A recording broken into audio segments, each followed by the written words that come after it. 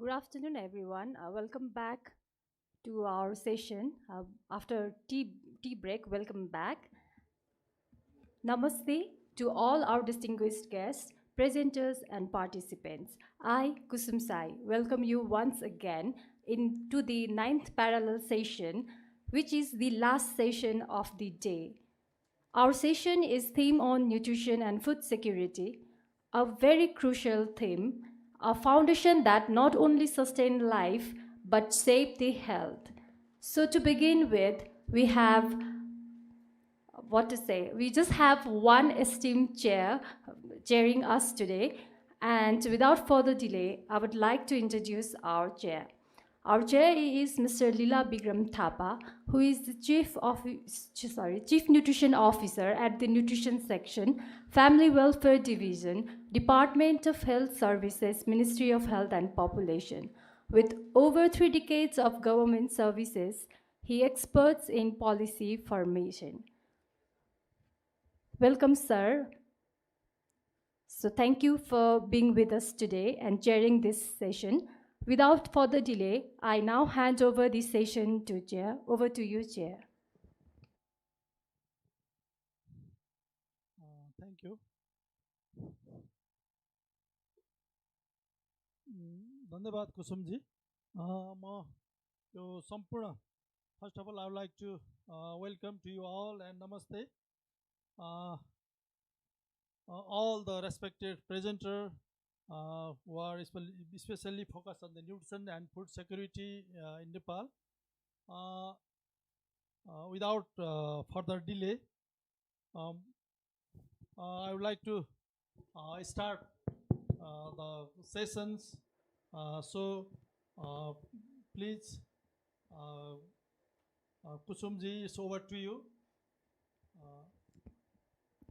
Thank you, sir. Thank you for granting the permission to start the session. So first we have Siva Rajan Paudel, our very first presenter, who would be presenting on present status of multi-sector nutrition plan, a policy perspective, a very short bio of him. That is he serves as a program director at the National Planning Commission, where he leads the multi-sectorial nutrition plan and health sections. With over 2 decades of experience in government services, he has been instrumental in advancing Nepal's nutrition and food security agenda through policy leadership and cross-sectorial coordination. May we please welcome Siva Rajan Paudel, sir, please.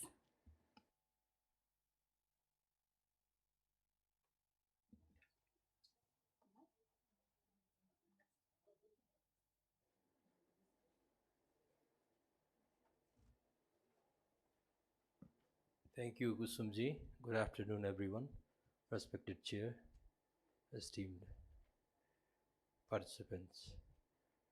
Please bear me to speak in Nepali. Most of the participants here I see Nepali. My presentation is in English, and those who can't understand Nepali can go through the slides.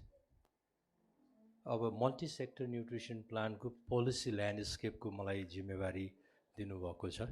त्यो क्षेत्रमा मैले केही समयदेखि काम गर्दै आएको हुनाले यो विद्वत सभा जहाँ चाहिँ हामी थुप्रै यही विषय क्षेत्रका विज्ञ छौँ, कोही प्र्याक्टिसनर छौँ, कोही अभियन्ता छौँ, कोही च्याम्पियन्सहरू छौँ। उहाँहरूलाई यी कुराहरू राख्न जरुरी त होइन, तर आजको साम न्युट्रिसन र फुड सेक्युरिटीको नाम भनेर डेडिकेट गरेपछि मैले केही कुराहरू भन्छु।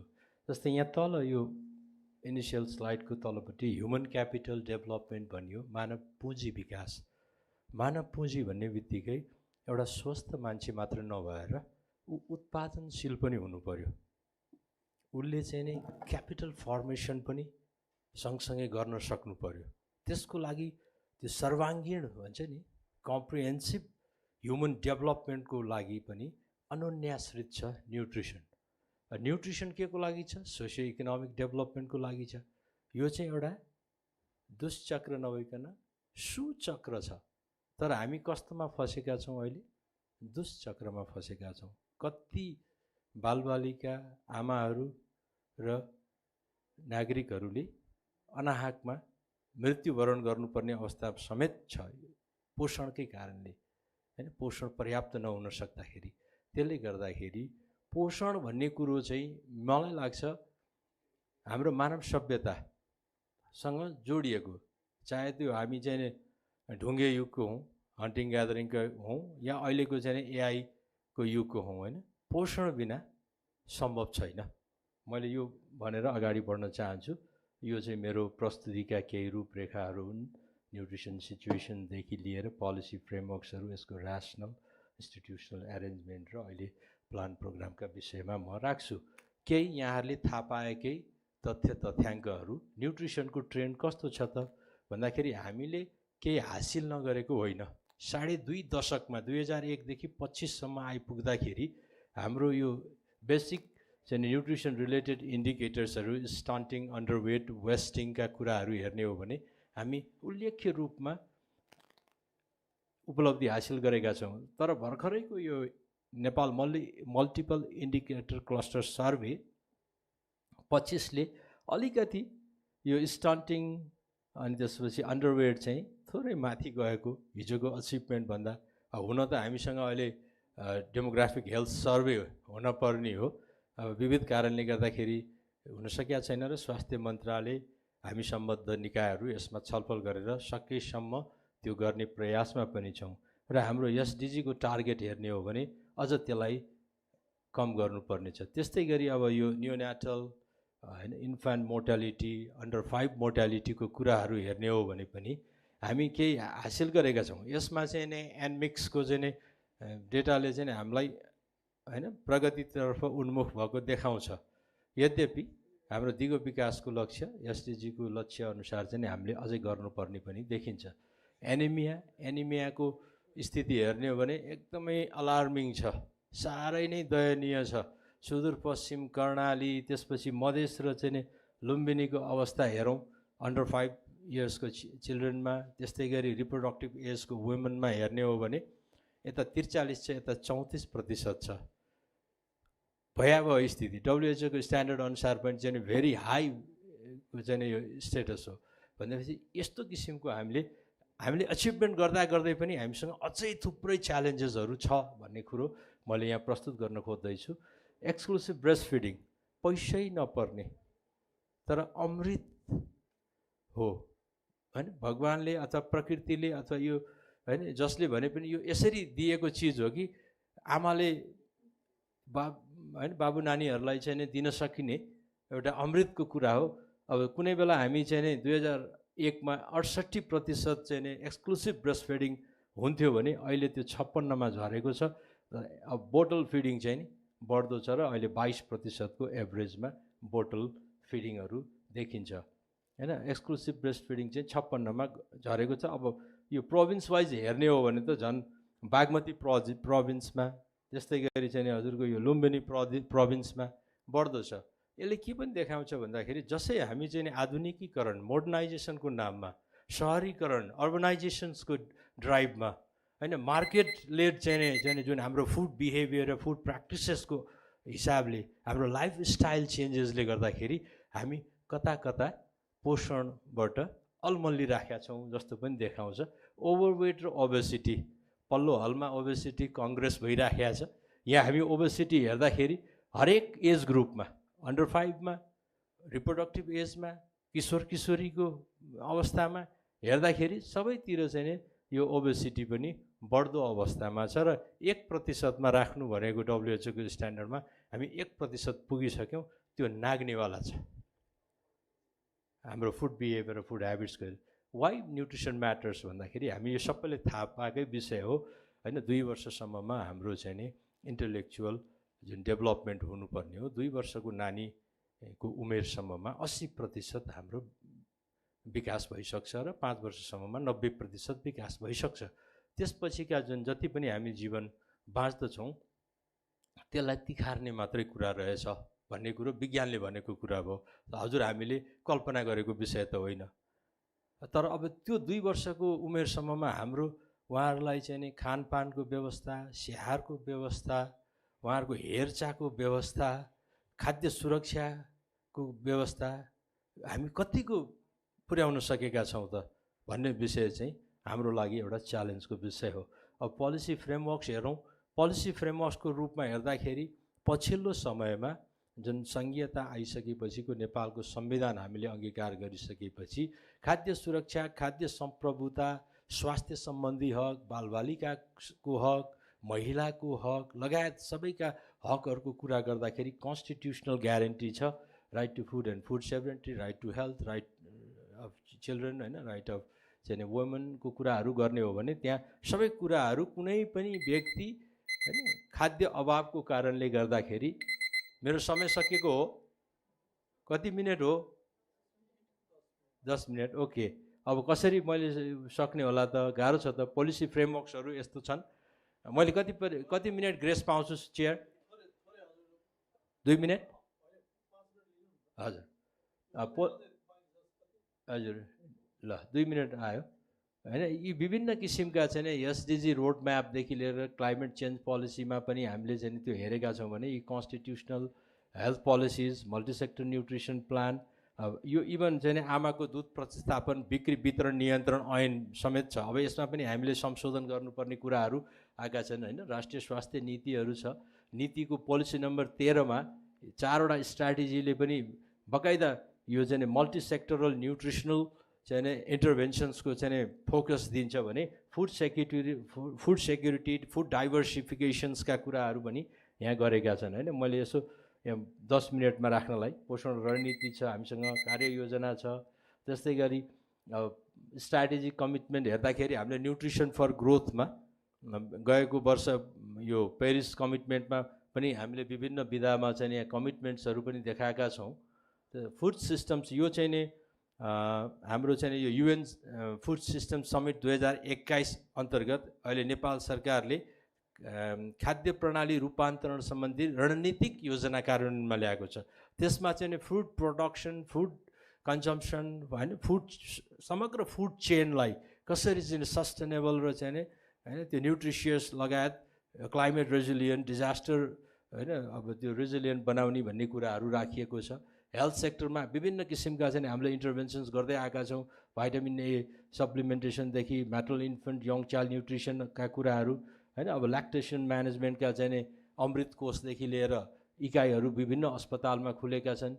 अनि सँगसँगै अहिले सङ्घीयतापछि स्थानीय तह नै हो आधारभूत स्वास्थ्य, शिक्षा, खानेपानी लगायतको जिम्मेवारी भएको भनेपछि त्यो स्थानीय तहको गभर्नेन्स पनि पोषण मैत्री हुनुपर्छ भनेर पोषण मैत्री स्थानीय शासन कार्यविधि नै कार्यान्वयन गरेर हामी अगाडि बढेका छौँ, जहाँ सबै सेक्टरहरूलाई समेटिएको छ। यो एमएसएनपी 3 भयो, जहाँ एमएसएनपी 3 को vision and malnutrition, develop human capital for overall socio economic development भनिएको छ। 16औँ योजनाले पनि त्यसलाई अङ्गीकार गरेर अगाडि बढेको विषय छ भने अब डिपार्चर के हो त अहिलेको प्लानको भन्दाखेरि सिस्टम्स एप्रोचमा जानु पर्यो, लाइफ साइकललाई इन्टिग्रेट गर्नु पर्यो, टार्गेटेड टेलर्ड एप्रोच हुनु पर्यो, सोसियल बिहेभियरल चेन्ज हुनु पर्यो र यो चाहिँ एउटा गभर्नेन्स फ्रेमवर्क तल वडा लेभलदेखि या सङ्घीय तहसम्मको इन्टिग्रेसन्स गरिएको छ एक्रस दि कन्ट्रिज होइन। यो इम्प्लिमेन्टेसन एउटा प्रोग्राम पनि कार्यान्वयनमा लगिएको छ र यो चाहिँ एउटा गभर्नेन्स स्ट्रक्चरको कुरा हो। What are the priorities of this plan and programs भन्दाखेरि हामीले ट्रिपल बर्डन अफ माल न्युट्रिसनलाई एड्रेस गर्नु छ, सेक्टोरल क्यापेसिटीहरू बढाउनु पर्ने छ। अब हाम्रो प्रोग्रामहरूलाई स्केल अप र स्ट्रेन्थन गर्नु पनि जरुरी छ। एमएसएनपी गभर्नेन्स मेकानिजमलाई तिनै तहको सरकारहरूमा त्यसलाई चाहिँ नै आत्मसात गर्दै मूल प्रभावीकरण गरेर कार्यक्रमहरू चाहिँ नै टार्गेटेड टेलर रूपमा अगाडि बढाउनुपर्छ र हामीले एउटा चाहिँ सुपोषित नेपाल चाहिँ निर्माण गर्नुपर्छ, जसको कारणले हाम्रो आर्थिक सामाजिक विकासमा योगदान पुगोस्। हस्, धन्यवाद। Thank you sir. म हाम्रा राष्ट्रिय योजना आयोगका कार्यक्रम निर्देशक शिवरञ्जन शाहलाई धन्यवाद दिन चाहन्छु। अब यो अलिकति कन्टेक्स्ट सेटिङ पनि हो, मैले पनि नेपालीमै भने। हामी सबैलाई थाहा छ न्युट्रिसन चाहिँ एउटा क्रस कटिङ इस्यु हो र अब यसमा जस्तो विभिन्न nutrition status of the under 5 children's, reproductive age of the women's, breast फिडिङको स्ट्याटसका कुराहरू हामीले गऱ्यौँ। यो पनि it's varies from province to province. Society to society होइन यसको फरकहरू छ। अब अहिलेको ठुलो च्यालेन्ज भनेको हाम्रो फुड ह्याबिट्स होइन र यो लाइफस्टाइल, यो चेन्जेस अफ लाइफस्टाइलका कुराहरू छन्। अब ओभरवेट ओबेसिटीको गएका वर्षहरूभन्दा अहिले बढेको देखिन्छ। यो एनडिएचएस 2016-22 हेर्ने हो भने पनि। र अनि यो किन चाहिँ यो वाइ न्युट्रिसन इज द म्याटर भनेर सरले एउटा राम्रो प्रेजेन्टेसन गर्नुभएको थियो। जस्तो यो हामीले गोल्डन 1000 डेज भनेर हामी अहिले पनि भन्छौँ। अब अहिले त गोल्डन यो 6000 डेज 8000 डेज भनेर अर्ली चाइल्डहुड डेभलपमेन्टको पनि विभिन्न कन्सेप्टहरू आएको छ। र अब यो सबै कुराहरू गर्दै जाँदा हाम्रो कन्टेक्स्टमा फुड इन्सेक्युरिटी को कुराहरू गर्ने हो भने अब हामी एकातिर किन खानेकुरा हुँदैमा पनि फुड सेक्योर हुन्छ भन्ने छैन। भएका चिजहरूलाई पनि हामीले नजानेर मिलाएर नखाएको कारणले पनि यो न्युट्रिसनको स्टाटसहरूमा अथवा न्युट्रिसनको इस्युहरू भएको, स्टन्टिङ होइन, हिडन हङ्गर, वेस्टिङ भयो, अरू भएको चिजहरू छ। र यो फुड क्वालिटी क्वान्टिटीका कुराहरू र यो लोकल्ली एभाइलेबल फुडहरूको यो एफोर्डेबिलिटी, एक्सेप्टेबिलिटी होइन, र यसको चाहिँ हाइजिन र सेनिटेसनका कुराहरू र फुड हाइजिन। सबभन्दा ठुलो कुरो फुड हाइजिनमा हामी अहिले एकदमै विभिन्न इन्डिकेटर हेर्ने हो भने हामी तल छौँ भन्ने एउटा जुन कन्टेक्स्ट सेटिङ उसमा ओभरअल अब एमएसएनपी जुन 23 to 30 जुन हामीले बनाएको छौँ त्यसको म पनि एउटा त्यसमा इन्भल्भ त्यो राइटिङ गर्नेमा अथवा त्यो बनाउने त्यो प्लान बनाउनेमा एउटा इन्भल्भ पुरै पहिलो, दोस्रो र तेस्रो तिनवटै यो प्लान बनाउनेमा इन्भल्भ भएको एज अ मेम्बर पनि मलाई त्यो भिजुअलाइजेसन छ। अब अहिले हामीले के गरेका छौँ त लेटेस्ट एमएसएनपी 3मा भने त्यो चाहिँ लाइफ साइकल एप्रोच। त्यहाँ चाहिँ विभिन्न खालको थ्योरी अफ चेन्जहरू पहिलाको सिकाइले गर्दाखेरि अब त्यहाँ पनि विभिन्न 7वटा मन्त्रालयहरूको डिफ्रेन्ट लाइन मिनिस्ट्रीको रोल एन्ड रेस्पोन्सिबिलिटी के हो, कसरी चाहिँ त्यो डुप्लिकेसनहरू नगर्ने, दोहोरोपना नगर्ने, र चाहिँ cross cutting as a cross cutting issue सबैले चाहिँ यो मल्टी सेक्टरल यसलाई यदि हामी राम्रोसँग एप्रोच गयौँ भने अहिले हामीसँग तत्काल भएका कुरालाई केही न केही कम गर्न सक्छौँ भन्ने चाहिँ यो नेपाल सरकारको यो जुन भिजन, मिसन, गोल भनौँ र यो स्ट्राटेजिकल्ली यसरी गएको कुराहरू मैले यहाँलाई थोरै गरेँ। र हुन्छ, फेरि अब अर्को नेक्स्ट स्पिकरलाई गरिदिनु होला। Thank you. Thank you, Mr. Sivaranjan Paudel, for a very beautiful presentation. Yes, definitely nutrition matters, and that's the session we will be talking about for another hour also. So welcoming our next presenter, we have Professor Dr. S.V. Dahika, who is a professor of microbiology at Sanjeevani Arts, Commerce and Science College in India. Professor Dahika is a microbiologist and academic with over 19 years of teaching experience. Please, sir, may I request you to come over the dais and...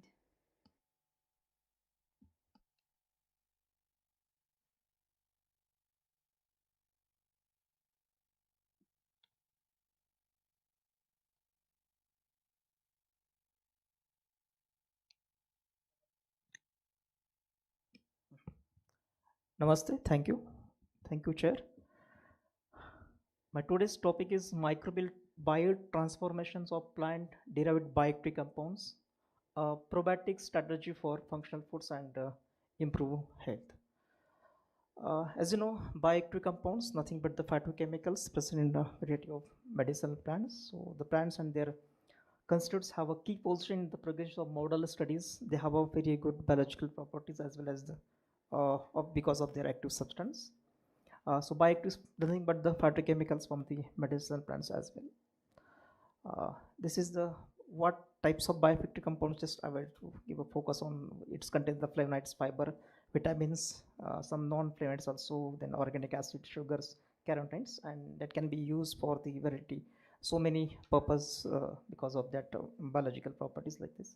So the nutraceuticals products in preventing disease depend on basically stability, nutraceuticals values, bioavailability, and the bioactivity. These are the why to study the bioactive phytochemicals, because they I have mentioned here some of the phytochemicals, their sources, health benefits, and the previous studies whatever. For example, carotenoids, phytosteroids, limonoids, they have a source like, for example, carotenoid source is carrots, tomatoes, parsley, like this one. So these are the another polyphenols, then glucosides and phytosterols like this, terpenoids, fiber, polysaccharides, saponins. So my concept is innovative foods or the functional foods, whatever. What we are daily taking a traditional foods. They have a particular. They have primary role is a diet and provide the adequate quantities of nutrients to meet the metabolic requirements and maintain the optimal health. But that is a clinically proved and experimental. So many clinical studies has been carried out, and certain types of food and or we can say the specific food compounds can affect a variety of body functions and provide the specific health effect. But to come to the point, what is the functional foods? The functional foods, you can say it is if it is satisfactorily demonstrated to affect the beneficiary one or more target functions in the body behind adequate nutritional effect in what way the relevant either improved stage of health and well-being or reduction of this particular kind of disease, so that can be helped to improve the health or to prevent the diseases. That kind of called as the functional food. They have a functional properties. So these are the functional foods may be called as nutraceutical, it may be a designer foods, it may be a medicinal foods, we can say therapeutic foods, superfoods, pharmaceuticals is no concept, and foods, modification in the foods. So the functional food must remain food, but it demonstrate its effects in amounts that can normally be expected to be consumed in the diet. It is not a pills or capsule, it is not a medicine like this, but the part of normal food pattern. So like this one. So this is the very popular concept now in Japan, that is foshu. Foshu means for the food for specified health issue. It's referred the food containing the ingredient with the function for health and obviously approved to claim its physiological effect on the human body. So they have some key ingredients as a bioactive molecules, and that can be used for to improve the health or to prevent the particular type of disease.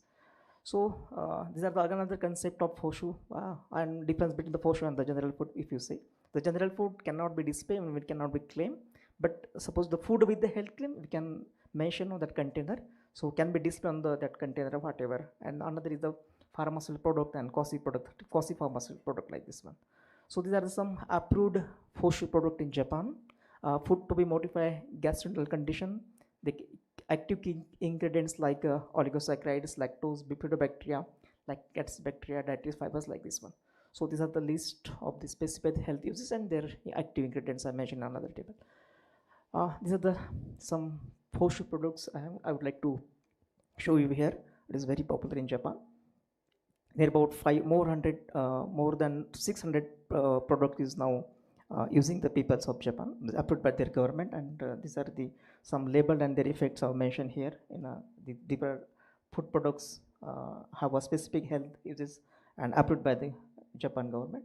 Even though in a Coca-Cola also developed such kind of approach, they have in 2017, and they have added the dietary fiber in the Coca-Cola, so that can be helped to improve the digestion as well. And like so then another for example, if you mention if I were to mention to some diseases like and their functional or food ingredients, for example, cancer prevention, we can use the dendromethanes found in the broccoli family vegetables, and cataracts, for example, you can use the lutein, then the cavities, then cold flu and diabetes. So these are the list of the disease and the particular active ingredients which is very beneficial towards that disease condition.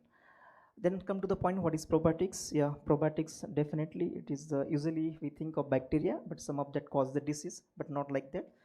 Most of the bacteria like probiotics are very beneficial to human beings, and they count as good bacteria, and that good bacteria we can have the probiotics.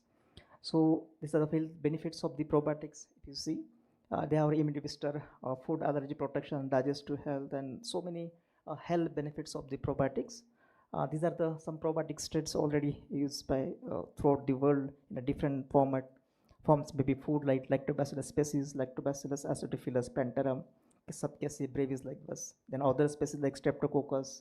Then the Bifidobacter species like Bifidobacterium adolescentis, Bifidum longum infantis, and brevi. These are some doses are already available in the market, like capsule, sticks, powder, blends, chewable tablets, and sachets available in the market in a different format, having a probiotics bacteria. These are the probiotic foods available in the markets, in the kefir, throughout the world, like Japan, South Korea, then Taiwan, China, India, even though in Nepal also. And this is the probiotic foods we are using day-to-day life, like pickles, vegetable pickles, fermented bean paste, tempo, then miso and seasoning, kefir, buttermilk, kimchi, pao kai, sourcake, soy sauce, chai kai. That is the products. Then what is another concept is what is prebiotics? Yeah, it is a non-digestible food ingredient that beneficially affect the host of selectively stimulating the growth or the activity of the one or limited number of bacteria. So prebiotic nothing but the fruits or vegetables that can enhance the growth of probiotics. So that called as the prebiotics one. So that was this concept was established in 1995. Then after these are the combination of the combination of the probiotics and the prebiotics. So probiotic nothing but the bacteria and prebiotic nothing but the vegetables. So that they have a very good health benefits, like supposed to be probiotics. They have a beneficial in the gut, microbes in the gut, proper functioning like microbiota, gut brain axis, improve the host defense system, normal cell signaling like this. And if you consider the prebiotics, they have a stimulate the growth of friendly bacteria, that is good bacteria. Then like for example lactobacillus and bacteria. Then the fermentation of the probiotics, obviously productions of certain fatty acid, and so many health benefits like this one.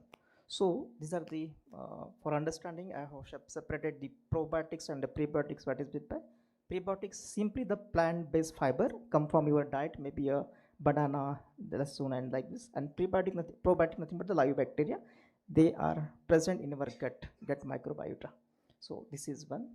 But when we mix both probiotics and the prebiotics, that is called as the symbiotic. It is a mixture of prebiotics and probiotics. So these microbes or the probiotics, prebiotics, and they have a very good health benefit as well. So these are some examples I would like to mention here at the symbiotics, combination of the probiotics and the prebiotics like this one. So for example, when we isolate the particular bioactive compounds from the medicinal plant like the peripheral basin and add it into the prebiotics in combination of the probiotics, it is a good symbiotics I would like to say, and maybe a good innovative foods or the functional foods like this. So this is the concept of probiotics, prebiotic and symbiotics. So prebiotics, probiotic combination, symbiotic. Now another concept is the postbiotic is there, that is the metabolites produced by the fermentation of the prebiotics like this. It's a very popular concept now. Now how can we develop the functional food in combination of the prebiotics and the probiotics like this one? So see that called as the synergistic effect I would like to mention here. These diagrams will explain you or help you to understanding for the number bioactive compounds when we combine with the probiotics, and this that will be fermented the bioactive compounds, and it gives the food. It may be a functional food or innovative food again. So and it's our novel functional values, novel functional food. So the novel functional foods category have a great commercial opportunity in the world. What is another is a biotransformation of the bioactive compounds. As you know, we are taking a day-to-day foods have a bioactive ingredients as well, but it was observed that they need some time to reach the active bioactive compounds in the stomach. But before eating it, if you treat with or ferment with the help of probiotics bacteria, that is a fermentation, so the bioactive compounds will be get released, and definitely as a raw food and the fermented food have a very high value of biological properties, this one.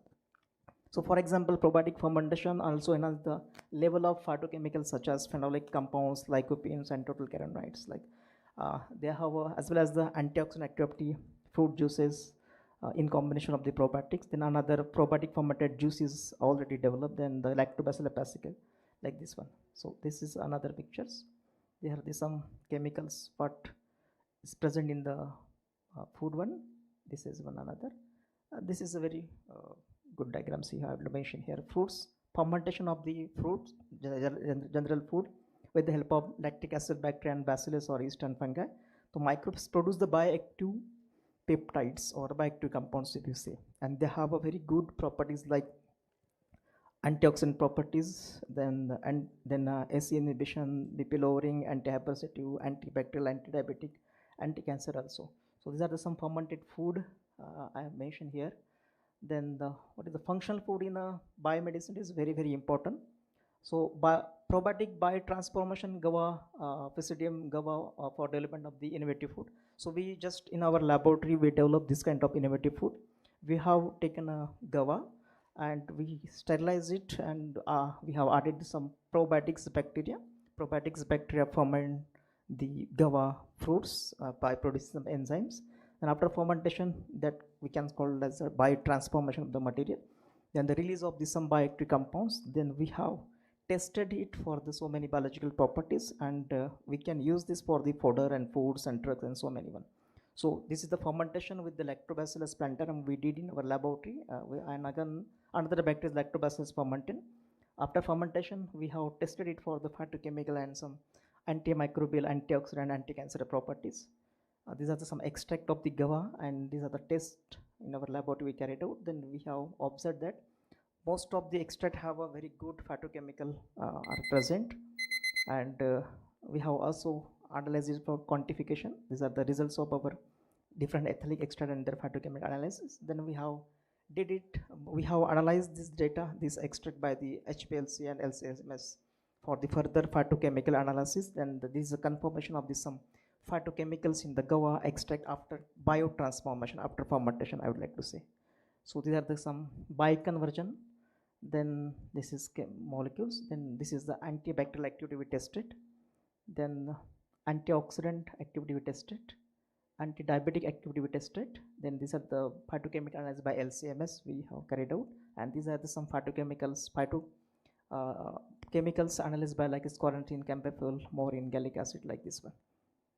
Anti-cancer activities we tested. So this is the phytochemical screening. Then another biotransformation like beetroot we have taken. It is very popular which are using it. We have taken a beetroots. Then we again these are the ingredients of we have prepared the gummies of the beetroots. Active ingredients like it is ingredient like bioactive compounds, gluten free. We have used a xanthan gum we have taken. Preservative we have used citric acid, and instead of sugar we have used honey and some another molecules we added. This is a test we have carried out. Then again this kind of molecules we identify by using the LCMS and LCH.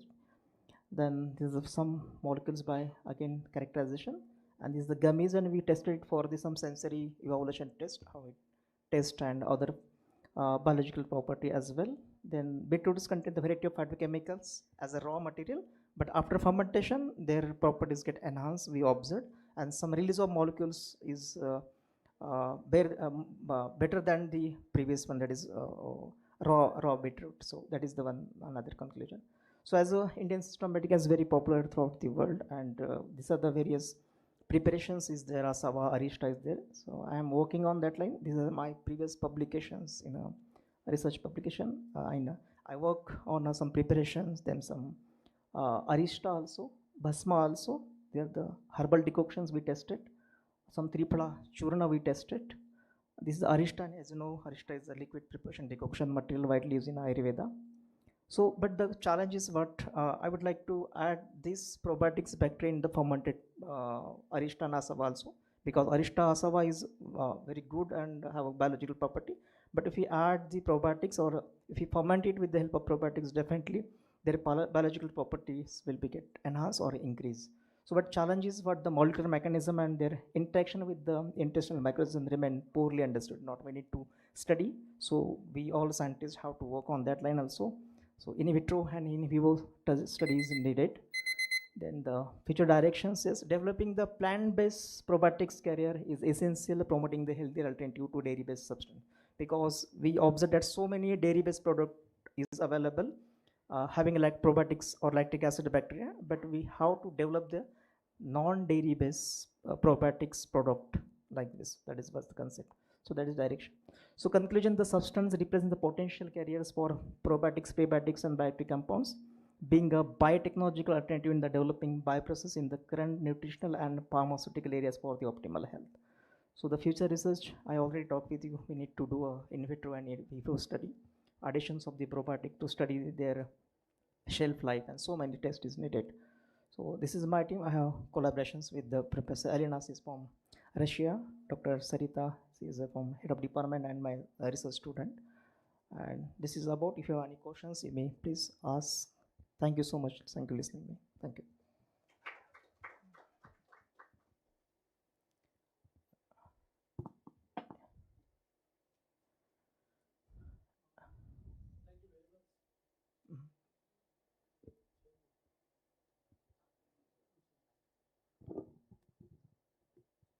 Thank you very much for your excellent presentation. So, I would like to request to you all just to note down the any if you have any questions, please note down. We will Sure. we will have the question and answer after all the presenter finish their one presentation. All right. Thank you. So yeah, please have a seat. Next.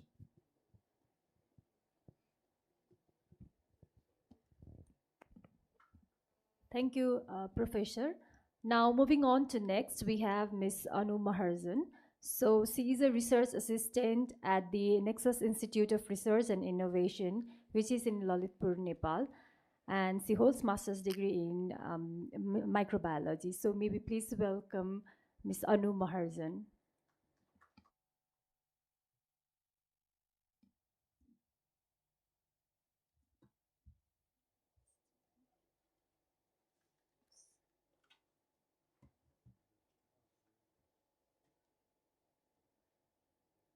Thank you so much, Kusumji, and thank you, Chair. Good afternoon, everyone. I am Anu Maharjan, and today I am here to present my work entitled From Food Security to Public Health, Assessing Emerging Mycotoxin Contamination Across Nepal's One Health Landscape. This study was conducted at Nexus Institute of Research and Innovation under the supervision of Dr. Santosh Dulal.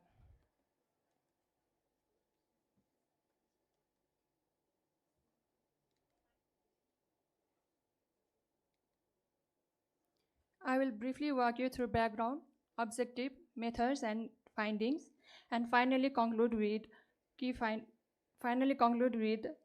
conclusion, recommendation, and acknowledgement. To begin with, mycotoxins are basically the toxic metabolites produced by certain mold species, namely Aspergillus, Fusarium, Penicillium, etc. Some of the important mycotoxins include aflatoxin, fuminogens, ochratoxins, DON, etc. They can contaminate agricultural products throughout the food supply chain from pre-harvest to processing. Which I mean by pre-harvest from processing, I mean mycotoxin can contaminate during the plant growth, during their harvest, during transport, storage, and processing and packaging. Mycotoxin can cause both acute and chronic health effects in both animal and human. Small dose of continuous exposure to mycotoxin can be fatal in some cases. Mycotoxins, mainly aflatoxin, has been classified as Group 1 carcinogen by International Agency on Research on Cancer, and fuminogen B1 and B2 as possible human carcinogens.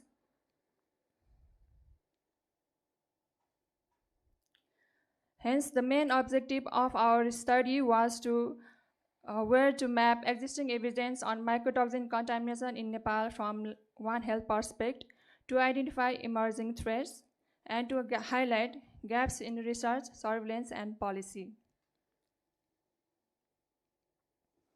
This scoping review was conducted using the scientific literature published between January 2000 to December 2025.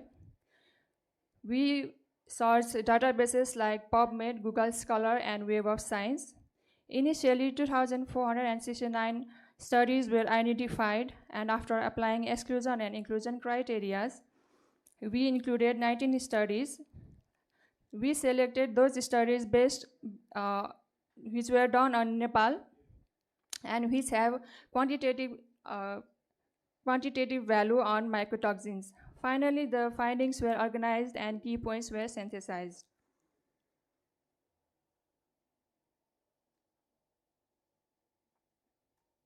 Studies done in humans showed near universal chronic aflatoxin contamination.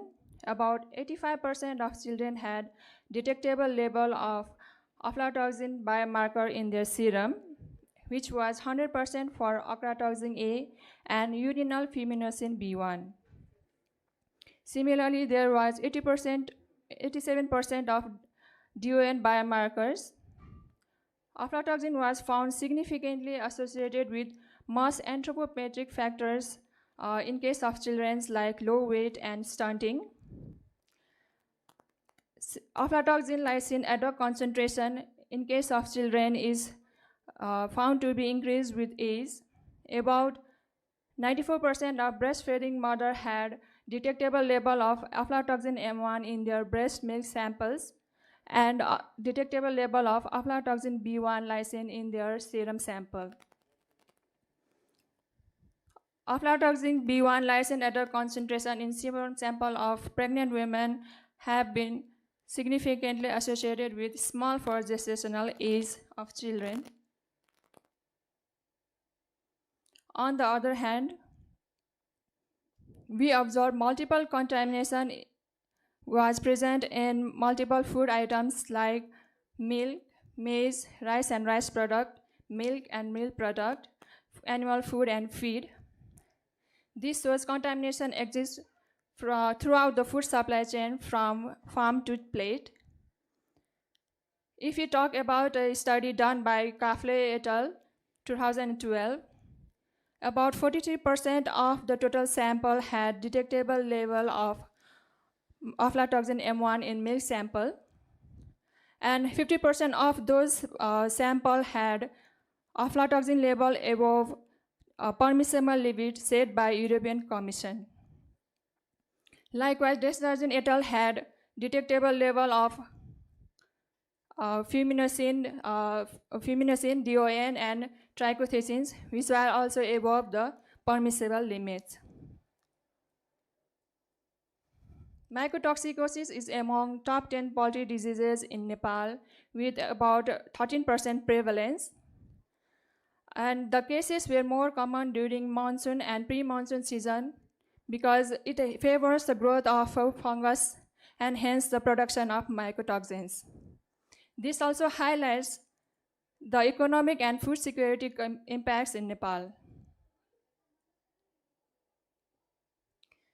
Various detection methods have been used in laboratory for the detection of mycotoxin, like HPLC with fluorescent detection and isotope dilution mass spectrometry for the detection of biomarkers of mycotoxin in human samples, and competitive ELISA, TLC, SPLC, LCMS, etc. for direct detection and quantification of mycotoxin in food and fish samples. To conclude, mycotoxins, though being toxic, remain under-recognized threat to public health, and hence One Health approach is necessary to address this cross-sectoral impact. There is also need of strong regulatory frameworks, improved laboratory capacity, integrated surveillance system, and evidence-based policy making.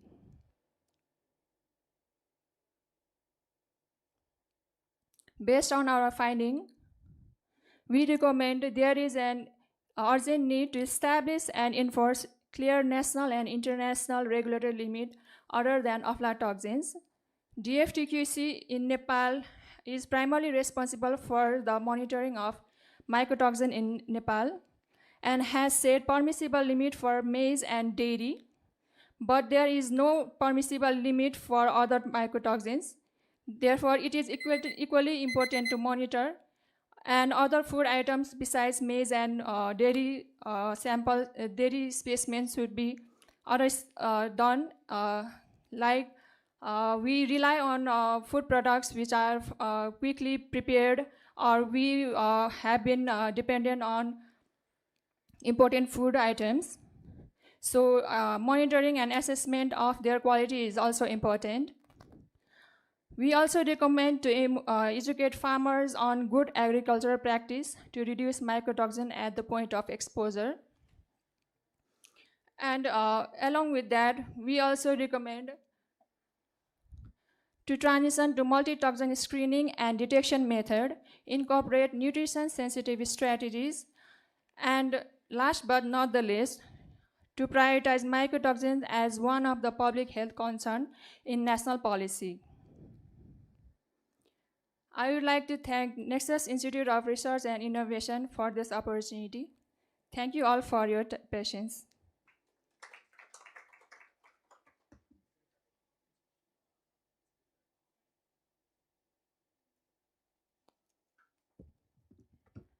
Thank you, Ms. Anumarjan, for your beautiful presentation. And with a reminder that we will be taking all the questions at the end of this session.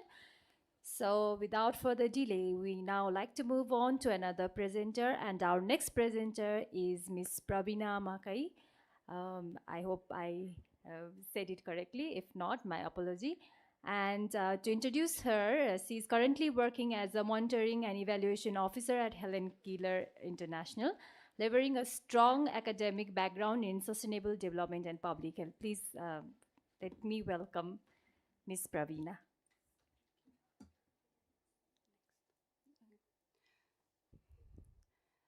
Respected chair, organizers, and participants, namaste to everyone. I'm Pravina Makai, you said it correctly. So I'm working at Helen Keller International, and I'm going to present on screening coverage as a key bottleneck in the early identification of acute malnutrition among children aged 6 to 59 months in Lumini province of Nepal. So starting with my background, so acute malnutrition has been a major public health challenge in Nepal, and it also contributes significantly to child morbidity and mortality. So early identification through regular screening is a cornerstone of national nutrition programs, and national guidelines also emphasize routine growth monitoring and timely referral. However, there is implementation gap in between, and low screening coverage limits early detection and treatment of acute malnutrition.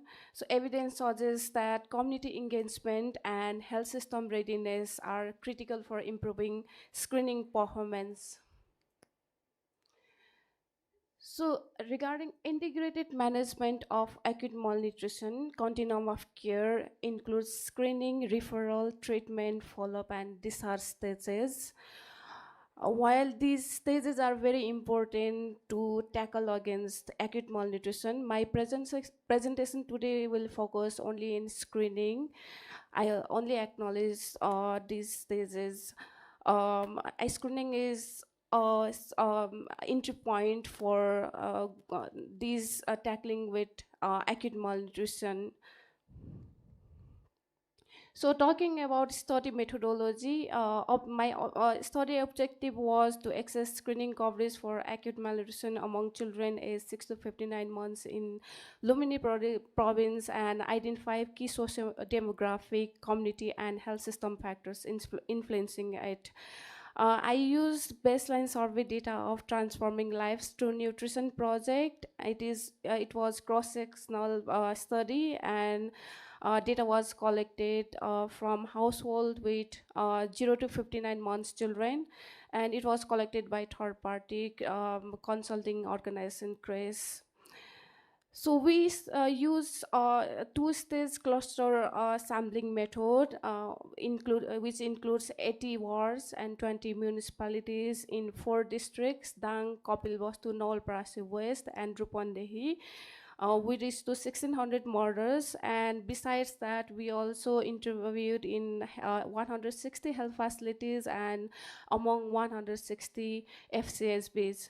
So during analysis, we use descriptive analysis to estimate screening coverage among households with children aged 6 to 59 months, and bivariate analysis was used to examine variation in screening coverage by socio-demographic factors such as caste, wealth status, and residence, and multivariate analysis was used to assess associations between screening coverage and key determinants includes socio-demographic characteristics, FCSB-related factors, and health facility readiness.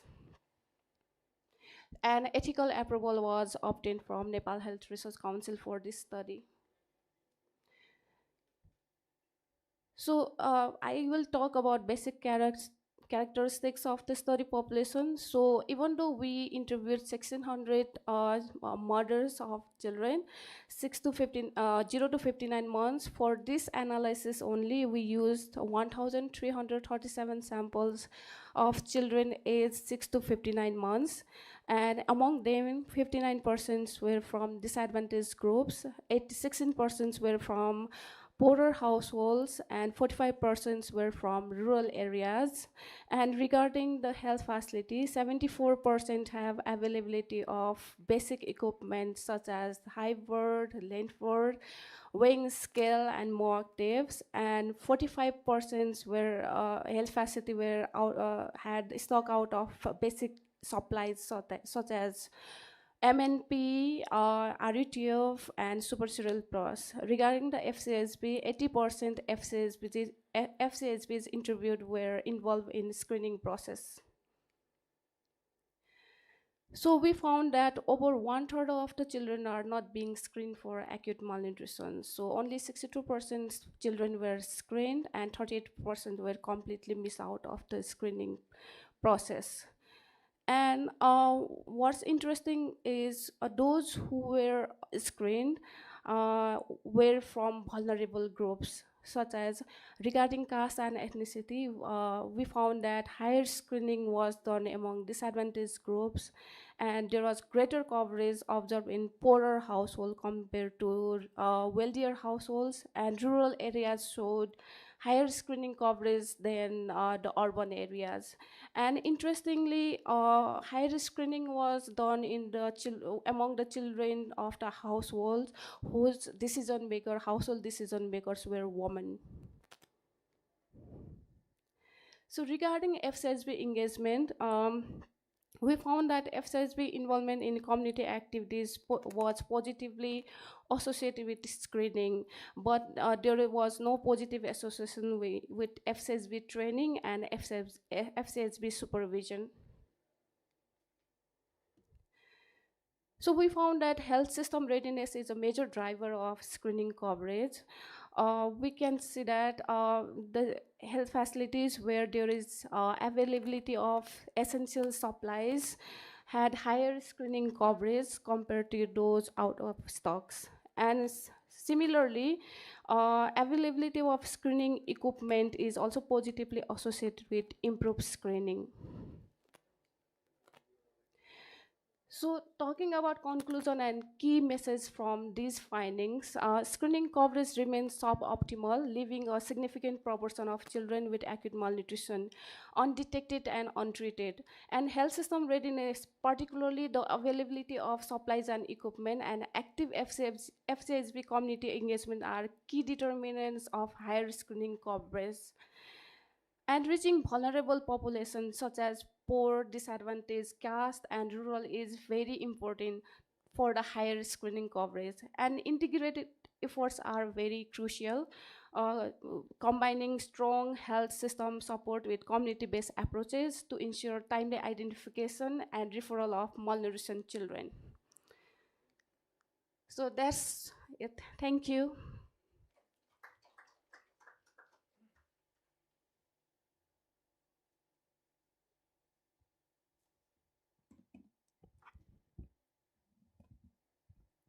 Thank you, Ms. Pravina. I would leave this summary for our chair at the end of the session that also as well.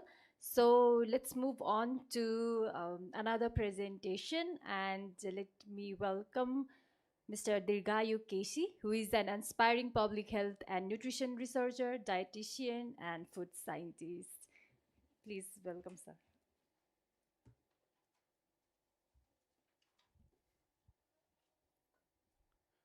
Good afternoon, everyone. First, I would like to thank Nepal Health Research Council and the respectable chair for giving me the platform to present my review findings here. So this is the review that we have conducted on the entitled Uneven Progress, Declining Undernutrition and Rising Overnutrition in Nepal. सो मैले यो भन्दै चाहिँ हजुरहरूको अघि मैले जुन सरहरूको प्रेजेन्टेसनहरू हेरिरहेको थिएँ अनि मैले यस्तै हेरेँ मेरो प्रेजेन्टेसन त सबै सरहरूकोमा आइसकेको छ, मेरो त सबै गइसकेको थियो। अब मैले के भन्ने होला जस्तो मलाई फिलिङ चाहिँ भइरहेको थियो। सो फर्दर त्यो अलिकति त्यसको कन्टेक्स्टसँग चाहिँ रिलेभेन्ट थियो। सो हजुरको अब भन्नु okay.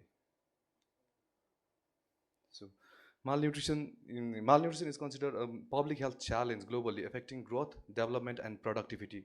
Traditionally, Nepal has faced high burden of undernutrition, especially among children and women, and recent decades saw a nutrition transition with rising overweight or obesity, declining undernutrition, and persistent micronutrient deficiency. Besides health and nutrition, it also reflects the social inequities. सो अब यो भन्दा भन्दै पनि मैले एउटा अर्को कुरा के add गर्न चाहेँ भन्दाखेरि जस्तो हजुरको सरले अघि शिव सरकोमा अनि आएको थियो कि जस्तो triple burden of malnutrition, double burden of मालन्युट्रिसनको कुरा चाहिँ आइरहेको थियो।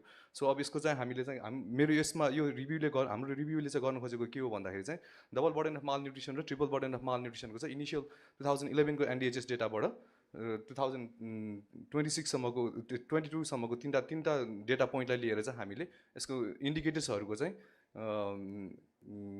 प्रिभेलेन्स हेरेर र त्यसको ट्रेन्ड र त्यसको प्रोजेक्सन 2030सम्म चाहिँ के हुनसक्छ त भन्ने खालके हाम्रो चाहिँ त्यसमा बेस्ड भएको छ। सो फर्दर अब यो त अघि सरको प्रेजेन्टेसनमा आइसक्यो, so I will skip it. So emerging nutrition ट्रान्जिसनमा चाहिँ अब overweight and obesity specially among woman of reproductive age त्यो पनि देखाइरहेको छ भने। So micronutrient deficiency also consider as a prevailing hidden hunger. So high prevalence of anaemia reflects micronutrient deficiency. So हामीले यसको लागि पनि स्ट्राटेजीहरू बनाएको छौँ। सो त्यो चाहिँ पछिको स्लाइडहरूमा आउँदै गर्छ। चिल्ड्रेनहरूमा भएको चाहिँ अलिक प्रिभेलेन्सको मात्रै कुरा हो। सो ओभरअलमा चाहिँ हाम्रो चाहिँ अन्डर न्युट्रिसन चाहिँ डिक्लाइनिङ छ भने ओभर न्युट्रिसन चाहिँ राइजिङ छ। राइजिङ भन्दा नि यसलाई सर्जिङ भन्नुपर्ने हुन्छ। सो एकदम हाई रेटमा चाहिँ इन्क्रिज भइरहेको कारणले गर्दाखेरि। सो अर्को भनेको चाहिँ एनिमिया चाहिँ हाम्रोमा पर्सिस्टेन्ट नै देखिरहेको छ। सो अब यसले गर्दा चाहिँ के भयो भन्दाखेरि चाहिँ डबल बर्डन अफ मालन्युट्रिसन र ट्रिपल बर्डन अफ मालन्युट्रिसन चाहिँ हाम्रो अहिले चाहिँ देखिन थालेको छ। सो अब यसको इभिडेन्स चाहिँ के हो त डबल बर्डन अफ मालन्युट्रिसन र ट्रिपल बर्डन अफ मालन्युट्रिसन चाहिँ नेपालमा एक्जिस्ट गर्छ भनेर भन्दाखेरि चाहिँ एनडिएचएसको डेटाबाट चाहिँ हाम्रो के कन्फर्मेसन छ भन्दाखेरि चाइल्ड न्युट्रिसन र child under nutrition stunting wasting साथसाथै म्याटर्नल ओभरवेट र माइक्रोन्युट्रिएन्ट डिफिसियन्सी पनि सबै हाम्रो त्यो उसमा चाहिँ हाम्रो डेटामा चाहिँ हामीले त्यो अब्जर्भ गरिरहेका छौँ। सो त्यसले गर्दाखेरि पनि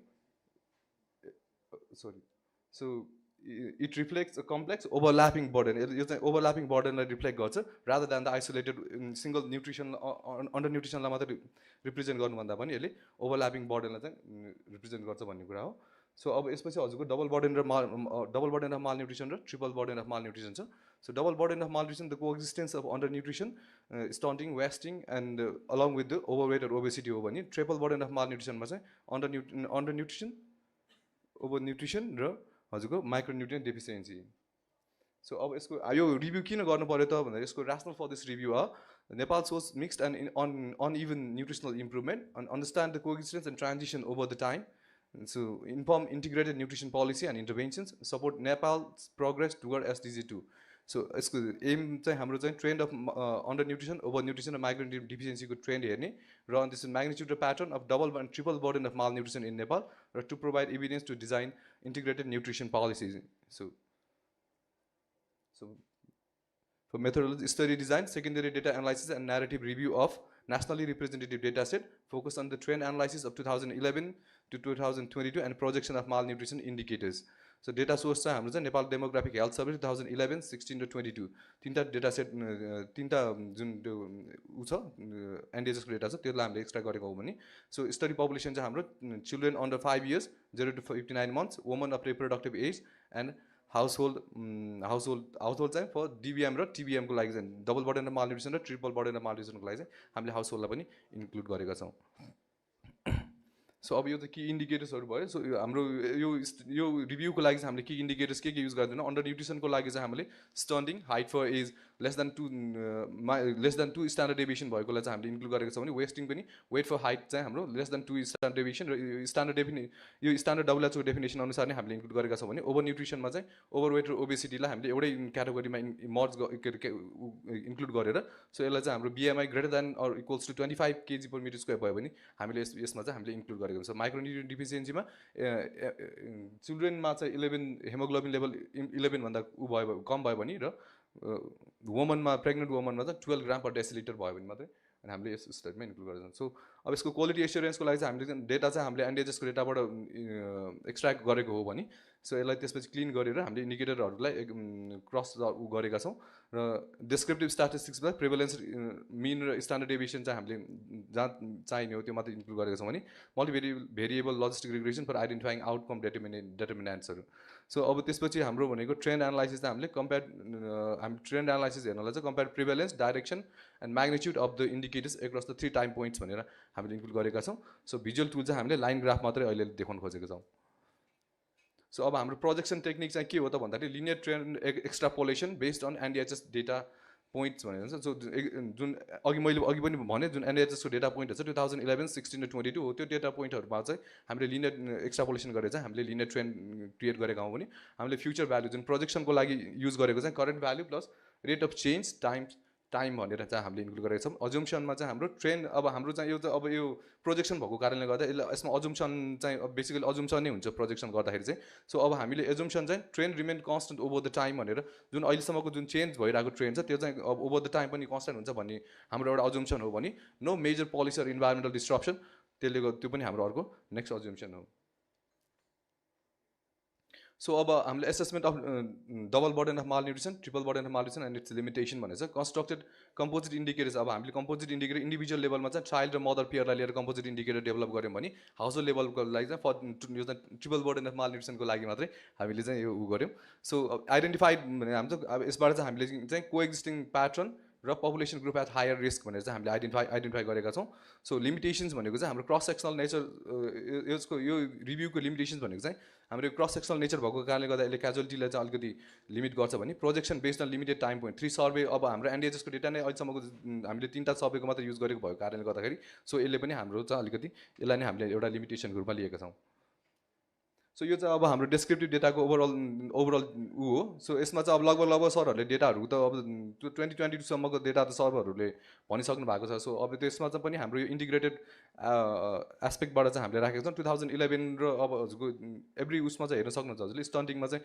40.5 थियो भने 2011मा भन्दाखेरि 2022मा चाहिँ 24. नियरली हाफ भएर 24.8 भएको थियो वेस्टिङ पनि सिमिलरली 10.9बाट 7.75 झरेको छ भने अन्डरवेट र 19.0 छ र ओभरवेट पनि हजुरको नियरली 35 ओभरवेटको अब यस नियरली 35% भइरहेको छ सो दिस अब यसले चाहिँ के देखाउँछ त भन्दाखेरि हाम्रो अनइभन प्रोग्रेस अन्डर न्युट्रिसन चाहिँ हाम्रो घटिरहेको छ भन्दाखेरि हाम्रो ओभर न्युट्रिसन चाहिँ एकदम बढिरहेको केस छ सो एनिमियाको पनि हाम्रो लगभग सिमिलर केस नै देखिरहेको सो हजुरको अब यो हाम्रो चाहिँ इन्डिकेटर्सहरू अब मैले यसमा पुरै रिजल्टहरू चाहिँ इन्क्लुड गर्न सकिनँ सो त्यसको लागि चाहिँ मैले सबै भन्नुपर्छ होला सो अब यसमा चाहिँ के डिटर्मिनेन्ट्सहरू स्टन्टिङको लागि के डिटर्मिनेन्ट्सहरू हामीले आइडेन्टिफाई गरेको डिटर्मिनेन्ट्सहरू चाहिँ के हो त भन्दाखेरि poverty and low household wealth maternal education and nutritional status child age higher after 6 months हो अनि food security and diversity low birth weight small size at birth अनि पोस्ट स्यानिटेसन रिकरेन्ट इन्फेक्सन्सहरू यो चाहिँ हाम्रो स्टन्टीको लागि के डिटर्मिनेन्ट्सहरू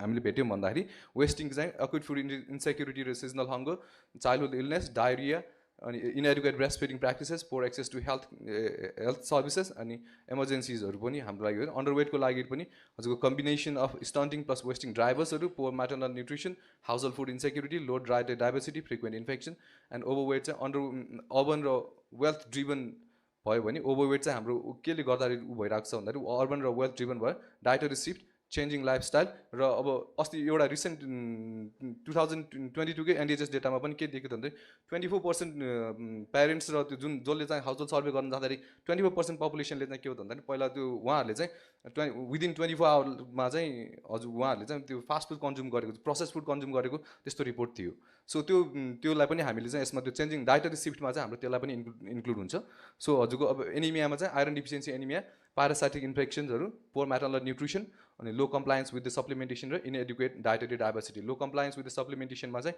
यो हाम्रो चाहिँ हजुरको यो जुन गभर्मेन्टले सप्लाई गरिरहेको आइरन फलिक एसिडको सप्लिमेन्टेसन जुन नेसनल वाइड रूपमा नै 67% छ सो 64% सरी 64% छ भने त्यसलाई पनि हाम्रो इम्प्रुभ गर्नु चाहिँ हाम्रो यो हो सो अब यसमा मेरो खासै त्यति धेरै छैन अब सकिनला सरी DBM trend and projection यो DBM को डबल बर्डन अफ मालन्युट्रिसन को ट्रेन्ड र प्रोजेक्सन हो भने यो चाहिँ हाम्रो ट्रिपल बर्डन अफ मालन्युट्रिसन को ट्रेन्ड र projection up to 2030 starting from त्यो भयो कन्क्लुजन अब अन्डर न्युट्रिसन चाहिँ अब जस्ट बेसिकली मार्जिनलाइज ग्रुपहरूमा चाहिँ अन्डर न्युट्रिसन देखिएको छ भने so indicating incomplete and unequal progress overweight चाहिँ and obesity particularly among urban and wealthier population driven by dietary shift and lifestyle change anaemia among the children and woman suggesting improvement in calorie intake have not त्यही नै भयो है होइन हजुरको अब conclusion त्यही Nepal has achieve substantial reduction in under nutrition across and ages त्यो अघि हामीले डिस्कस गरिसकेको कुरा नै हो भने सो तर प्रोग्रेस चाहिँ स्टिल अनइभन नै छ simultaneous overweight obesity is rising reflecting the rapid nutrition transition and persistent micronutrient deficiency indicating ongoing hidden hunger, and there is this has resulted in double burden or triple burden of malnutrition. I would like to end my presentation here. Thank you.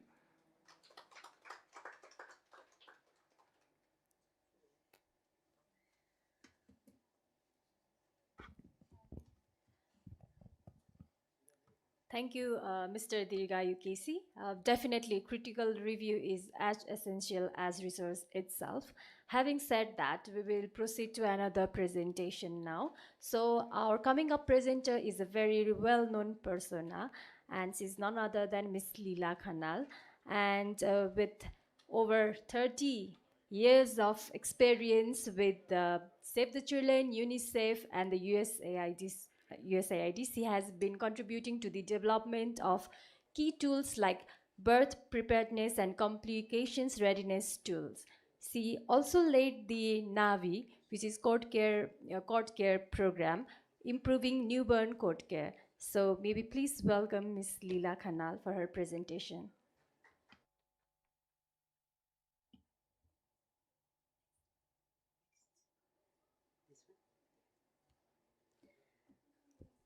Thank you, Kusumji. And my dearest chair, last year also I spoke about the nutrition and he was the chair, and this year also he is the chair, and I hope this collaboration will remain for long. He is also leader at the Department of Health Services. Without him, our innovation won't be success, and my whole team, Vivek, Sanji, Parivesh, they are there. And basically today I'm representing GI Global. And interestingly, I don't need to repeat lots of background slide because previous speaker made my life very easier.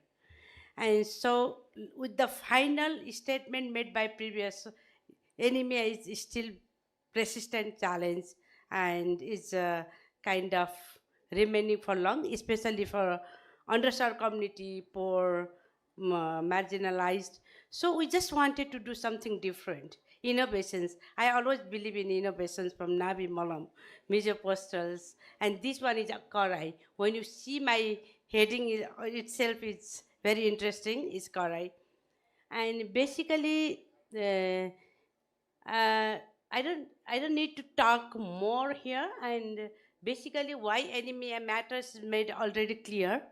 And basically why cookware approach is needed. Like we had a very good traditional practice using traditional ironware, moving to the very kind of aluminum, very fast pressure cookers, and which help to blocking the iron release by product, our food pot itself. So, and I'm just taking some reference of the Lucky Iron Fish. Lucky Iron Fish is globally kind of, it has lots of Lancet paper. It has a paper in the Lancet, and it has also YouTube. Lucky Iron Fish is innovations, and I'm going to talk a little bit on that, but we are not just copying and paste. We just want to modify this approach and adapt to Nepal. And why pot is matter, I'm going to talk about this one. Basically, I will not touch on this slide because we all know that anemia is a prevalence problem, and we need to work on that. And this anemia is problem for the whole age group, from infant to elderly people. And so these pot interventions will not only deal with the one age group. It's a family-centric, community-centric, it's human-centric approach, so it will deal with all age group. basically, why we wanted to work for this iron pot, karai, phalamko karai. Because traditionally also we used to use that. That was our tradition. That was our culture. And I also, want to acknowledge my previous speaker who talked. We had a lots of strong traditional and culture. With the modernization and all those things, we forgot our culture and shift to the new things, which is harming our health, especially nutrition. So, and why we wanted to have this try for the iron pot, because this interventions is whole family side interventions, and this is rely with our current cook habit, and for the behavior change we don't need to bring the new behavior paradigm shift. We just need to integrate on what is the current habit. And basically our intervention is cookware used in daily life. Iron iron must be leak in the foods, and household must accept the product. And I think accepting the iron karai will not be problem for us, because this is our traditional culture. But we need to have evidence, and we are still waiting for the community to trial. Before that, before going to do the RCT randomized control trial in the field, we just wanted to we did one lab study. That lab study about, we have evidence. I just mentioned that the Lucky Iron Fish is one PhD student. He did this research in the Cambodia in early mid 20s, and he did in Cambodia. And Cambodia, why is that's a piece of iron called the fish, because in Cambodia, fish is considered as the lucky symbol. So he kind of to to convince the people to be connected with the people, he modified this shape, iron shape as the fish, so it will be easily acceptable for people. Similarly, when he went to the another community, people didn't accept the fish, and he innovated the lucky iron leaf. And it's like, this is again the iron, piece of iron, like we if you like हाम्रो यो थकाली खानामा we use दियो, फलामको टुक्रो, and कराई is the same thing, you know. Basically अनि फेरि के पनि हुन्छ भने आइरनको कराई देऊ अथवा टुक्रा देऊ, दियो देऊ, सामान दिएर it doesn't make sense. How you communicate, how you relate people behavior, how do you follow up, there are process. सुरुमा सिजनिङ कसरी गर्ने, कसरी ख्या नलाग्ने, यसको खानामा टेस्ट कसरी चेन्ज नगरी मोर आइरन रिलिज गर्नको लागि किन सिट्रस युज गर्ने, देयर आर प्रोसेस. एन्ड हामीले त्यो साँच्चीकै फिल्डमा लिएर गर्नुभन्दा अगाडि चाहिँ नि हामीले अलिकति कुन पट लाने त, किन एल्युमिनियम ठिक छैन भनेर हामी आफैले नि एउटा ल्याब टेस्ट गरौँ, एउटा कन्फर्म प्रडक्ट लगेर गरौँ भनेर एउटा ल्याब टेस्ट गरेको थियो. आज चाहिँ नि मैले ल्याब टेस्टको मात्र रिजल्ट गर्छु. And definitely we have a more progress. I will talk about that one. अनि यो ल्याब टेस्टमा अनि यो ल्याब टेस्ट गर्दाखेरि चाहिँ नि हामीले के गर्यो भने इनिसियल्ली चाहिँ नि हामीले यो नेपाली कन्टेक्स्टमा के नर्मली मान्छेले के खान्छ, भात खान्छ, ढिँडो खान्छ, तरकारी खान्छ, गुन्द्रुक खान्छ. हामीले नर्मली डेली खाना खाने कुरामा चाहिँ नि हामीले 3वटा 4वटा प्रडक्ट चाहिँ नि टेस्ट गऱ्यौँ. टेस्ट गर्दाखेरि 2-3वटा कुरा गऱ्यौँ. एउटा कुरा चाहिँ मिनिमम उनीहरूको केमा पकाउँछ, त्यो उनीहरूको भाँडाहरू अहिले नर्मली एल्युमिनियममा पकाउँदाको रिजल्ट के हो. अनि त्यसपछि 2वटा तपाईँहरूले एउटा स्टिल, त्यहाँ एउटा एल्युमिनियमको बिर्को र अर्को स्टिलको बिर्को देख्नुहुन्छ. यसको इन्ट्रेस्टिङ फाइन्डिङ चाहिँ के हो भने हामीले एउटा चाहिँ उनीहरूको रेगुलर एल्युमिनियम कराई युज गऱ्यौँ, जसलाई नर्मली हामी युज गर्छौँ. 2टा आइरन फर्स्ट टाइम एउटा हामीले काठमाडौँमा ऱ्यान्डमली किन्यौँ, अर्को वीरगन्जबाट मगायौँ, किनभने उही नो वीरगन्ज त हाम्रो एकदम फेमस होइन. अनि त्यो उसलाई पनि राख्दाखेरि इन्ट्रेस्टिङली अब आई डोन्ट नो के हो, वीरगन्जको कराई चाहिँ नि राम्रो भयो. सायद यहाँ कुनै मिक्स भयो अथवा यहाँ कुनै रियुज भएको प्रडक्टहरू आयो, थाहा छैन होइन. अब यसमा चाहिँ नि के भयो भने यसको रिजल्टमा म जान्छु हैन। अब यो लकी आइरन फिसको एउटा कुरा गरिराख्दाखेरि चाहिँ के भयो भने प्रडक्ट राम्रो हो, तर उनीहरूले रिजल्ट पनि 1 इयरसम्म गर्दा पनि हेमोग्लोबिन फेरिटी लेभल दुवै राम्रो देखेको छ, तर एजुकेसन दिन छोड्यो भने चाहिँ नि जान्छ। त्यही भएर हामीले जे पनि इन्टरभेन्सन्स गऱ्यो भने स्ट्रङली बिहेभियर चेन्ज कम्युनिकेसनसँग चाहिँ नि इन्टरभेन्सन्स गर्नुपर्छ है भन्ने कुरा। यहाँ मेरो किन सरिरहेको छैन भनेर। ओके, अब यो हामीले यो ल्याबमा गर्दाखेरि चाहिँ नि स्ट्यान्डर्ड यसको सर्टेन कुरा चाहिँ नि हामीले के हेऱ्यौँ भने कम्तीमा 25 मिनट चाहिँ नि पकाउने होइन, त्यो कराई त्यो भाँडोमा 25 मिनट होस् भनेर भन्यौँ। अनि त्यसपछि आइरन कराईमा र एल्युमिनियम कराईमा यो तिनवटा कुराहरू भने। यसमा एउटा बेसिक कुरा गर्नुपर्ने, अलिकति अमिलो हाल्नुपर्ने के, कागती चुक होइन, गोलबेडा जे भए पनि हुन्छ, तर गुन्द्रुकमा चाहिँ नि हाल्नु पर्दैन किनभने अलरेडी त्यो अमिलो नै हुन्छ होइन। अब यसले के देखियो त भन्दाखेरि भेरी इन्ट्रेस्टिङली हामीले ढिँडोमा गुन्द्रुकमा र उसमा गरेको थियौँ होइन। अनि ढिँडोमा नो सिट्रस र गुन्द्रुक, अब ढिँडोमा नि अमिलो हालेर हेर्ने कुरा भएन, गुन्द्रुक त आफै अमिलो हुन्छ होइन। त्यही अरू प्रडक्टमा गर्दाखेरि यस्तो को आछ भने करी हामीले तरकारी पकाउँदाखेरि चाहिँ नि यो विदाउट सिट्रसको, यो चाहिँ नि एल्युमिनियममा चाहिँ विदाउट सिट्रस चाहिँ 8.5 मात्र आउँछ भने विथ सिट्रस चाहिँ नि जेसुकै भाँडामा पकाए नि अमिलो पकाएपछि अलिकति आइरन बेसी चाहिँ नि रिलिज हुन्छ भन्ने लेसन लर्न एउटा भयो। अर्को आइरन कराईमा एल्युमिनियम लिडमा राखेर गरेकोमा चाहिँ नि विदाउट सिट्रस 60, अब त्यसैमा चाहिँ नि विथ सिट्रस चाहिँ नि 273, कति फोल्डले बढ्छ। फ्यु ड्रप्स आइरन त्यो लेमन हाल्ने बित्तिकै अथवा सिट्रस हाल्ने बित्तिकै नै iron release is so rich के। त्यसकारण अलिकति फुड मोडिफिकेसन्समा मात्रै हेर्न खोजेको। त्यसै गरेर यो आइरन कराई स्टिल लिडमा चाहिँ नि विदाउट सिट्रस, यो भनेको चाहिँ नि उसको है वीरगन्जको हो, भाँडा मात्रै हेर्नुहोस्, यहाँ ऱ्यान्डमली किनेको कराई हो, फलामकै कराई हो, यहाँ चाहिँ नि वीरगन्जबाट लिएर आएको चाहिँ नि विदाउट सिट्रस पनि 135 छ, तर विथ सिट्रस 975, नो कम्पेरिजन है।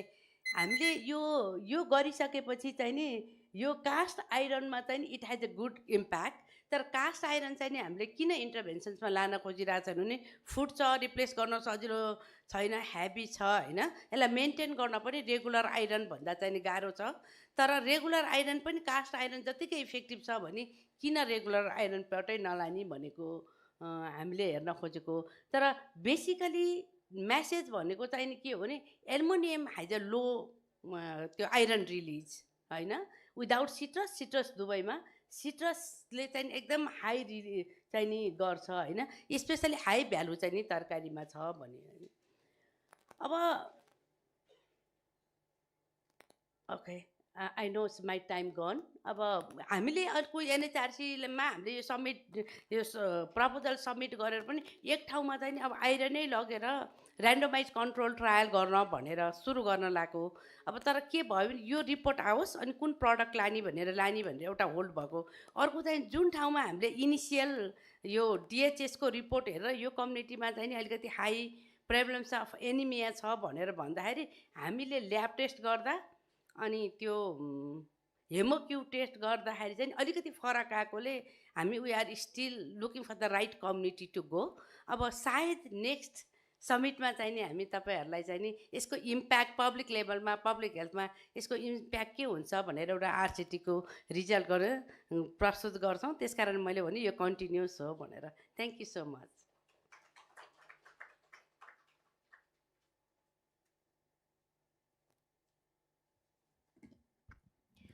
Thank you so much, Ms. Leela ma'am. And it is a very interesting intervention, and we are definitely looking forward for our next summit with the impactness of this intervention. And definitely, it takes a long process for a behavior change, and thank you for highlighting that we need a very impactful VCC strategy. Okay, so moving on, we have another presenter, Mr. Mahesh Bhatta, who is a public health officer at the District Health Office, Sankwa Sabha.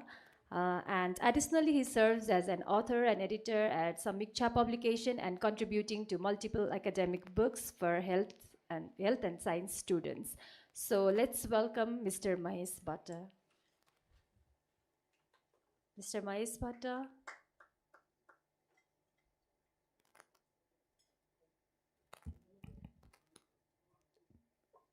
Okay, so maybe we move on to another presenter. So let me introduce our next presenter, who is Miss Sakun Sharma. We have some Miss Sakun Sharma here. Okay, yeah. Okay, so let me give a short introduction. And she's currently a public PhD candidate at the University of Virgin, Norway. With both master's and bachelor's degree in public health, she has professional experience of more than 10 years in the field of maternal and child health, nutrition, and research. May we please welcome Ms. Sagun Sharma for the presentation.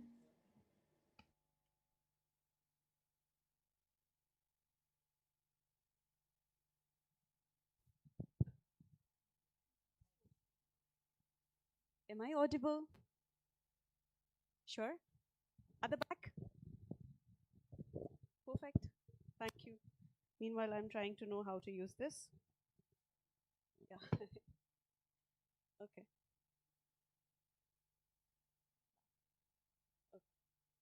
Okay.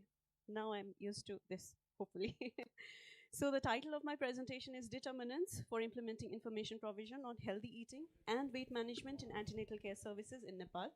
That's the line of my authors, and I'm extremely thankful to them, and also NHRC for giving me this opportunity.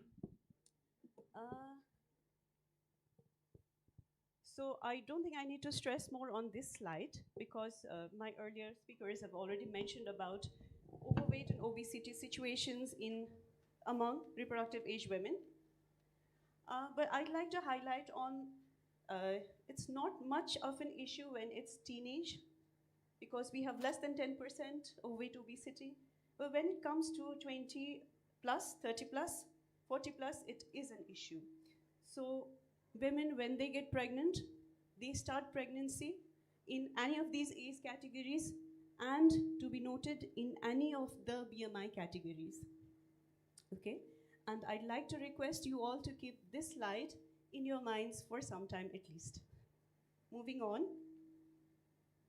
So we know that we have evidences on unhealthy eating and excessive, also inadequate gestational weight gain. It's not good for mother and baby for pregnancy outcomes, as well as for the long-term and short-term health risks, especially for non-communicable diseases. And regarding gestational weight gain, the optimal is the recommendation that WHO is still working on. Meanwhile, we have the US Institute of Medicine guidelines. That's small, and people at the back may not be able to see it. But one thing I'd like to highlight is every BMI category has a different recommendation for optimal gestational weight gain. So with that in the background,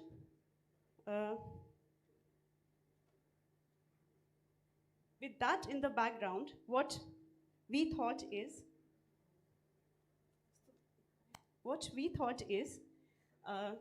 we start a study where we would like to identify the determinants if we intend to implement an evidence-based practice for healthy eating and optimal gestational weight gain. So for that, we went on with an qualitative design, went to Nuakot, Sarlahi, and Gorkha, representing the three geographical layers of Nepal, and then conducted in-depth interviews with health facility in charges for focus group discussions with nurses, especially ANMs, and 4 with the female community health volunteers. And for data analysis, because this is an implementation research, we have different frameworks for implementation research, and we've utilized EPIS framework. And in Nepal, you know, we are always using WHO health system building blocks, the 6 building blocks. I'm sure all of us are aware. So we combined these framework and went on for data analysis. And what I'm going to present here are very preliminary analysis results. So what we found really interesting is service providers abide by the guidelines completely, okay? Whether they have access to the latest ones or not, whichever guidelines they have, they abide by it completely. Going on to the nutrition counseling, they have the counseling guidelines with Leela sir is here. They are well trained on CNSI, comprehensive nutrition. So comprehensive nutrition. Specific training. Anyone is trained on CNSI here? Okay. So with CNSI training, all the NMs, FCHVs, and health facility in charges, they said that they counsel women on additional meal during pregnancy, additional 2 meals during post-pregnancy, with focus on dietary diversity. So I've requested earlier that you keep the graph in your mind, and here I'm talking about additional meals. And regarding guidelines, when we are talking about pregnancy, post-pregnancy, we have to look at the ANC-PNC guideline, and the latest one is ANC to PNC Continuum of Care. This Continuum of Care guideline has included the US IOM recommendations on optimal gestational weight gain. Okay? And we would expect that because this is the latest guideline, all the nurses would have known about it. But to our dismay, some of the nurses said they have never seen the guideline. Many of them have said that they don't know about the guideline.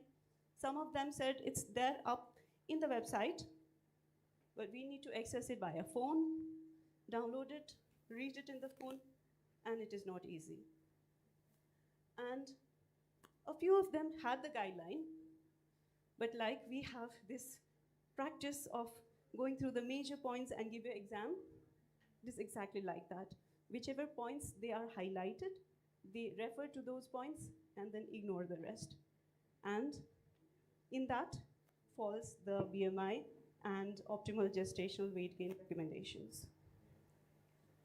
And when talking about BMI, while we were discussing, nurses were like, really, we need to do that? And they said, we might have studied somewhere during our academics, and it's long time, and we have forgotten maybe, so we need a knowledge or a skill refresher.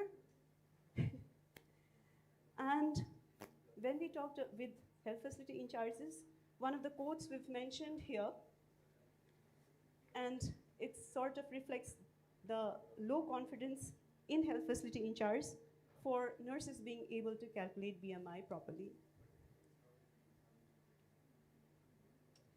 So when we are talking about BMI, we have to talk about height and weight measurements. Weight, we are very happy that weight is measured in every visit. But height, they have to measure it when women comes for their first ANC, and record it there in HMIS form. Again, some of the nurses said that they do not do it for different regions, and mostly cited reason is lack of logistics. They don't have a standard height measuring device, stadiometer. And some of the nurses said that they, by the way, use a measuring tape. And one of the nurses was innovative enough to try drawing the scale in wall and use it. However, MSS, minimum service standards, do not approve it. And after trying for a few times, she said, with all the efforts, if we need to explain why to do the effort, and they don't do it. And they've shared an interesting observation. One of the nurses shared the interesting observation, this one, and other nurses agreed that for primary mothers, post-pregnancy, overweight, obesity is not an issue. Okay? Pre-pregnancy, they're okay. It could be normal weight, it could be underweight, but definitely not overweight in their observation. And while they are pregnant, they gain weight. While they are postpartum, they gain weight because we are recommending additional meal in pregnancy to additional meals during post-pregnancy. So kind of we are pushing them towards that spectrum. And we never tell them to lose the weight. they might lose some, but do not lose the weight completely. And then when they start their next pregnancy, they are up in the spectrum. I think many of us resonate with that idea, right? So in conclusion, there are a few points that I'd like to highlight about what we have in the guidelines, which the service providers completely abide by. Weight gain recommendations, which is a new concept for service providers that they need to build on their confidence, their skills. Logistics for height measurement, and also skills.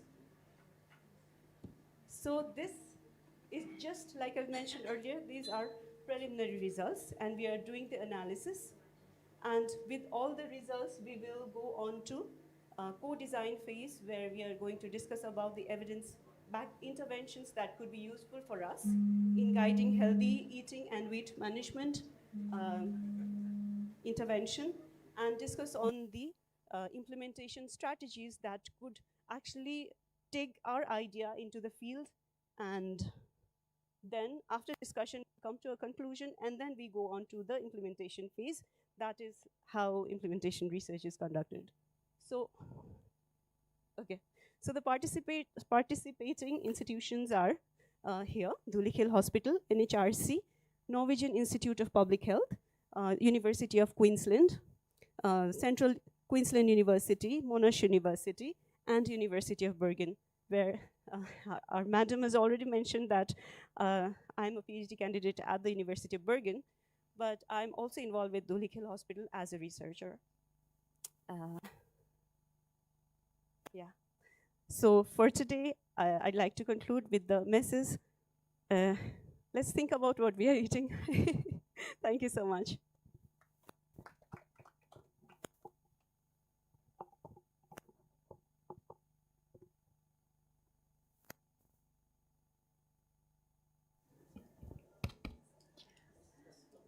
Thank you, Ms. Sagun, and also the sorry, Sakun.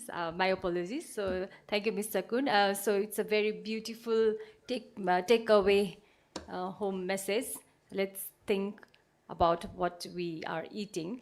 So now, finally, we are coming to the second last speaker for today, and she is Ms. Srijana Sakye, who is a research scientist at Savitri Sciences Private Limited, Nepal, with a PhD in probiotic sciences from Hiroshima University, Japan. She is actively involved in advancing microbiology research in Nepal through the KIKHA, sorry, I'm not able to, I didn't get that, Himalayan Fermented Food Microbiome Project. So please let's welcome Srijana Sakye.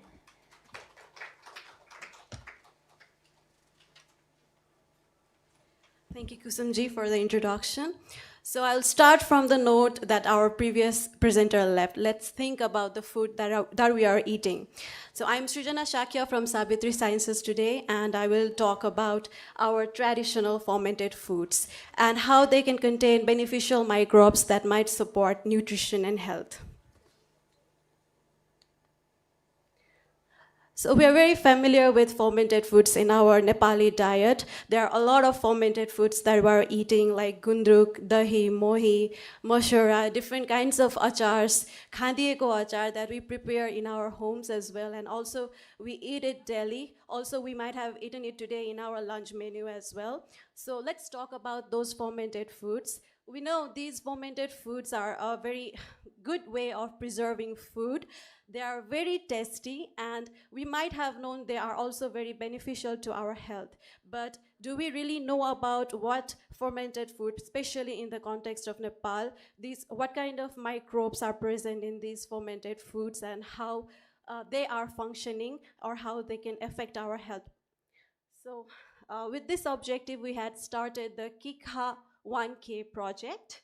KIKHA 1K project, or the Himalayan Fermented Food Microbiome Project, in which we are studying the microbes present in our fermented foods.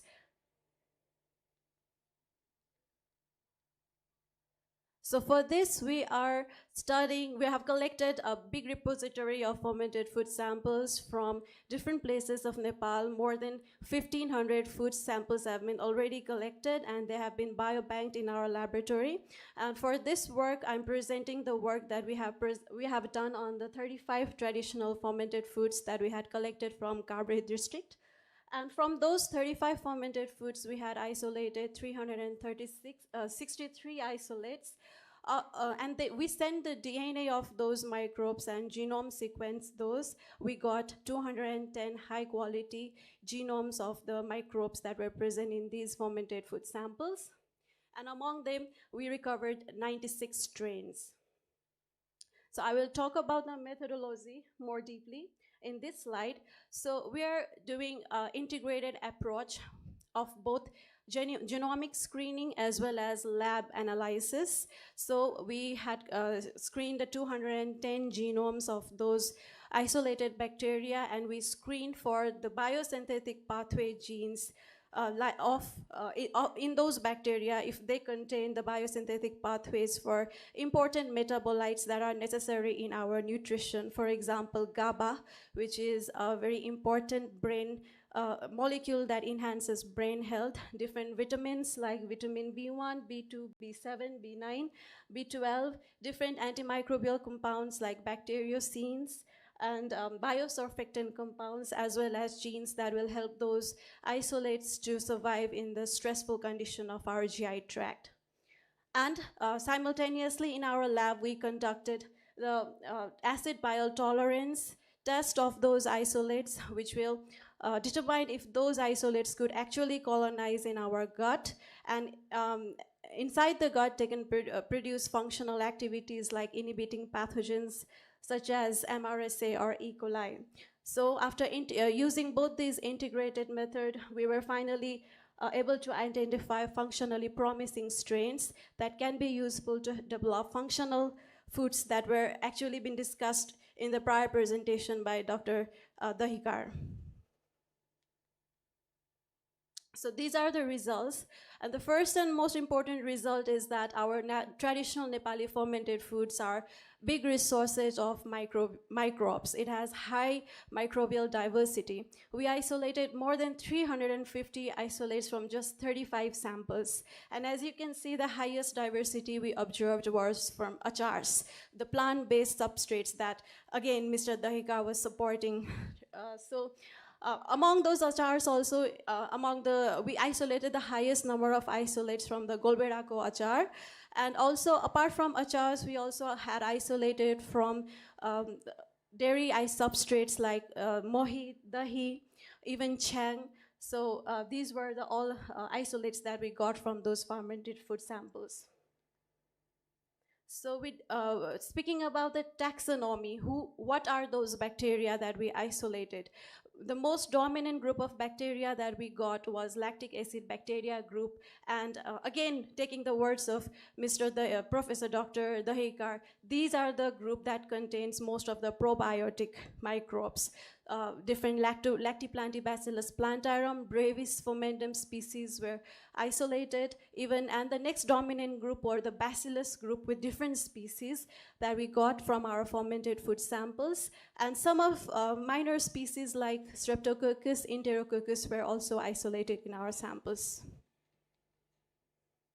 So what are these bacteria doing in our food? Are they really providing some functions? So let's look at this slide, and we can see that, particularly talking about the bacillus group, we can see different complete functional pathways in their genomes for production of vitamins like B2, B6, B7, and B9. And also they could produce biosurfactant molecules. So these, among the Bacillus genera also, 3 particular species stood out, like Bacillus safensis, Bacillus altitudinus, and Bacillus valegensis. And among lactic acid bacteria, the species of L. brevis stood out in the production of GABA. So this is the result of our in silico genome analysis. And among also different species, not all strains behave similarly. So, for example, we had 8 strains of the species Bacillus altitudinus, but only 2 of them, as you can see in the top part of the heat map, only 2 of the strains of this species had the complete pathways for vitamins and biosurfactants. So this slide emphasizes on the importance of identifying the bacteria to the strain label, not just the species label. So those were the result of our genomic analysis. But when we tested those same bacteria in our lab for their stress tolerability and antipathogenic activity, we can find that most of the lactic acid bacteria group, particularly Lactobacillus plantarum, had very good ability to survive in our gut. They had very high acid tolerance, bile tolerance. They possessed bile salt hydrolase activity, and the antimicrobial activity was found to be distributed broadly among both lactic acid bacteria group as well as the bacillus group. Again, just as the genomic analysis, we found the very strain dependency properties of these isolates in the in vitro results as well. And most importantly, we could trace back the positive strains to the presence or absence, to the presence of the stress tolerance genes in their genomes. So this also emphasizes that both phenotypic analysis as well as genomic analysis is very important for identifying candidate promising functional strains. So in conclusion, I want to, in conclusion or as the takeaway message, I would like to highlight that our Nepali fermented food, traditional fermented food, are very rich reservoirs of microbes, beneficial microbes, and particularly belonging from the group of lactic acid bacteria and bacillus group, and they may have the potential to produce different important metabolites like vitamins and antimicrobial compounds as well, and also be able to colonize in our gut.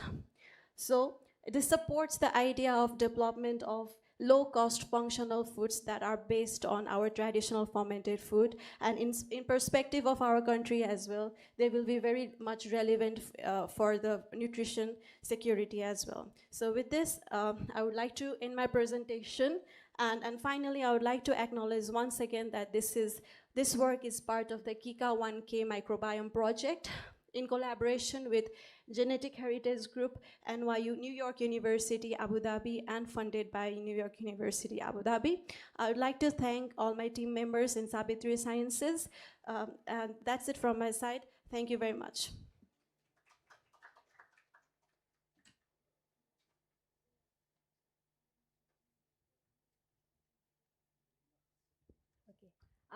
Thank you, Ms. Srijana Sakya, and thank you for correcting me. Now I think I will remember Kika 1K for like forever. Okay. Anyways, so I would like to give a final call once again for Mr. Mahesh Bhatta.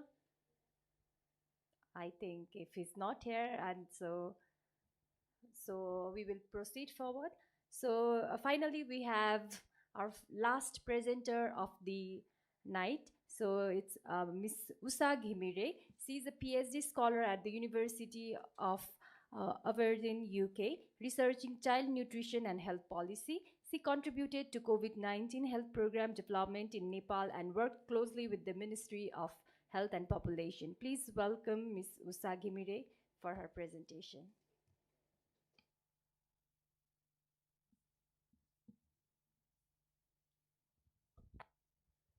Hi everyone, thank you. Good evening, thank you, Chair. And I am Usha, as he introduced me, and I'm a PhD scholar at Institute of Applied Health Science, School of Medicine, Medical Sciences and Nutrition at the King's College, University of Aberdeen. And today I'm unfolding about the factors associated with multiple forms of undernutrition among under 5 children in Nepal. Many of the discussion which I'm going to do has already been discussed, but now today I will be just unleashing the different prospects towards undernutrition, just like breaking the traditional barriers on how we look at the undernutrition. So this is my project team. They couldn't make it to here. So it's Dr. Santosh, Dr. Janet, Dr. Arvinda, with whom I work in developing an intervention framework for my PhD. So starting my presentation with, this is a very small part of my PhD research. So I would like, as we all have discussed before, child undernutrition is a global health issue, especially among under 5 children. So now undernutrition has gone from the single form to the multiple forms of undernutrition, such as before we had just a stunting, but now it comes in the comorbid form of stunting anemia, stunting wasting, and a lot of comorbidities occur. So to unleash this, and in order to address this common condition, the key indicators for my study are stunting, which is low height for age, and anemia, which is low hemoglobin concentration. Global, looking at the global picture, globally around 150 billion children are stunted and 269 million are anemic. There is a multiple forms of undernutrition unraveling around low and middle income context, and most of the undernourished child live in low and middle income context, with the comorbidity of it being varying from 2.6 to 43%, which is really high. If you can look at the picture over there, which is a little bit blurred, if you can see it.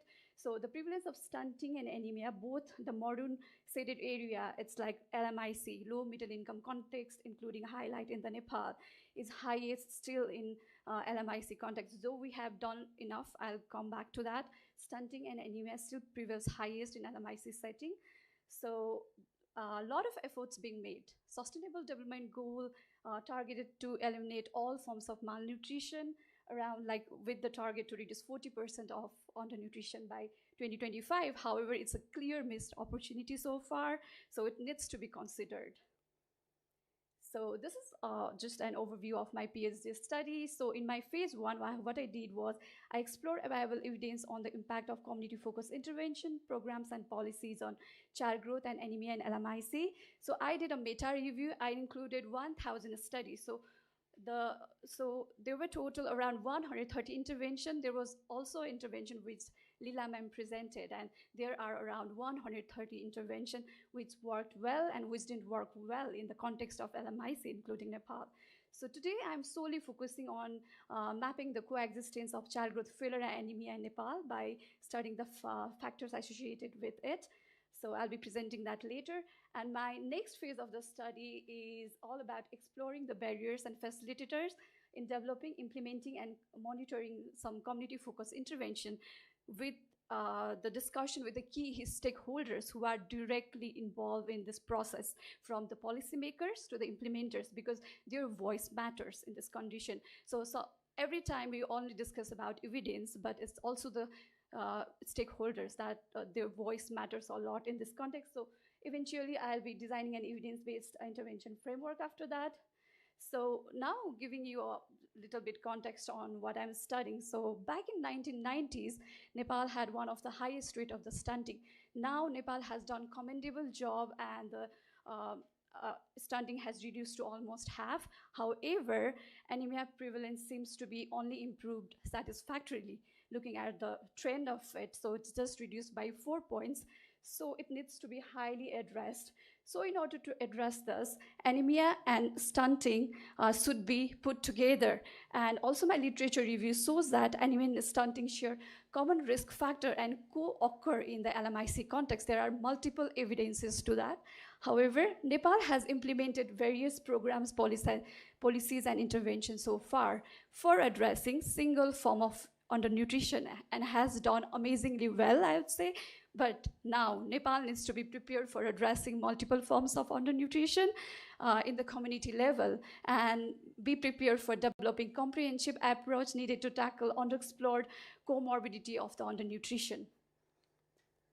So this study was done in order to find the prevalence of stunting and anemia among under 5 children in Nepal, identify the factors associated with this condition. So regarding the methodology, I took a data from Nepal Demographic Health Survey, NDHS 2022. A total of 2305 unweighted sample was taken with a complete record for stunting and anemia, sampling weights were applied, descriptive statistics was done, cross-tabulation was done, and those factors which had p-value less than 0.05 were entered into 4-level hierarchical logistic regression model. So Nagelkirk R square was calculated in order to understand like how each model impacts in the variability of comorbidity of multiple forms of undernutrition.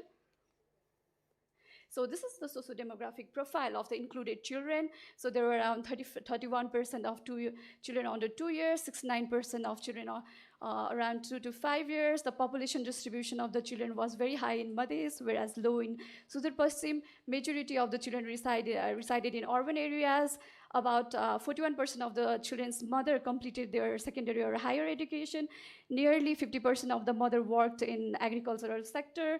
46% children belonged to poor wealth category, and 98% household had access to improved water sources. It's not safe water, it's improved water sources. This needs to be highlighted. So majority of the household used unclean solid fuel, and 90% of the children's family did not have health insurance.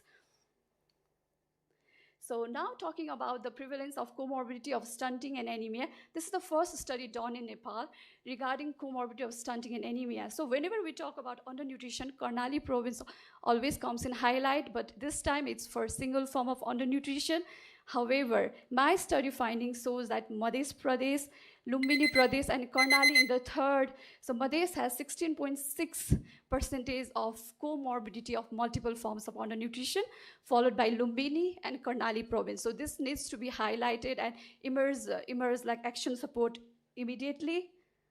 So now I'll talk briefly about this model. So in each model, I have included a set of factors. In model 1, I have included child-related factors, model 2, child and mother. In model 3, child factors, mother factors, household factors. In model 4, I've included all the factors. The R squared there denies 18%, which equals to, when we address all these factors, there is 18% difference in the comorbidity of undernutrition. Hence, it's quite clear that these factors is not enough. These factors are only not enough to address undernutrition in Nepal. There needs to be proper policies, programs, and different multi-sectoral approach in place in order to really make a difference and combat undernutrition at a very national level.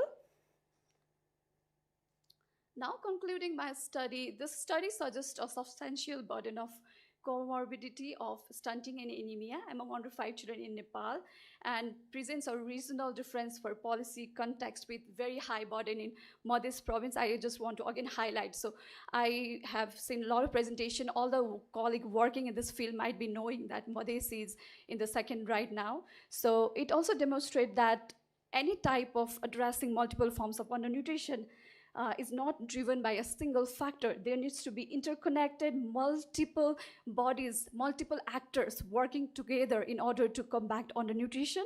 This needs to be highlighted, and coordinated and context-specific nutrition, maternal health, and environment policies and interventions are needed in order to address this.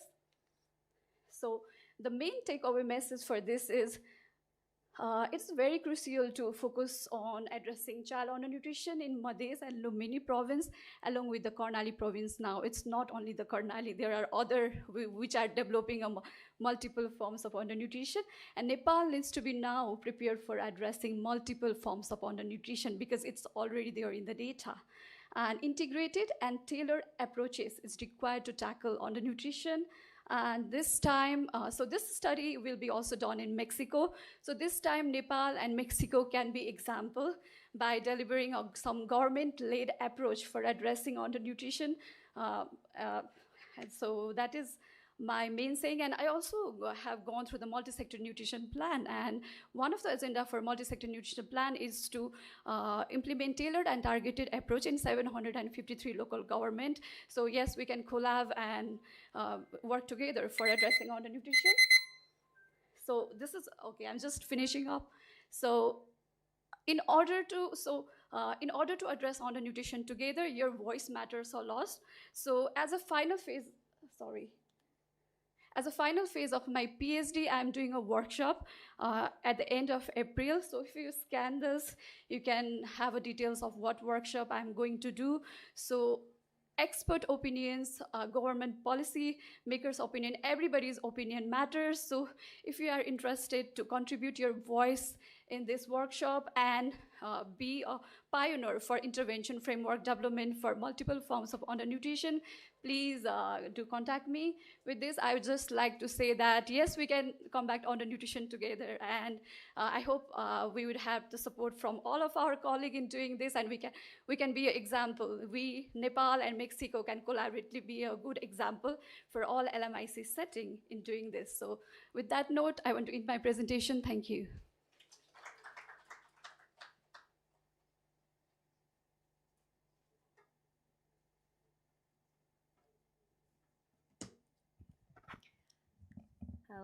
Thank you, Ms. Usa, and all the best for your PhD. And okay, can we display the QR code on the screen, please?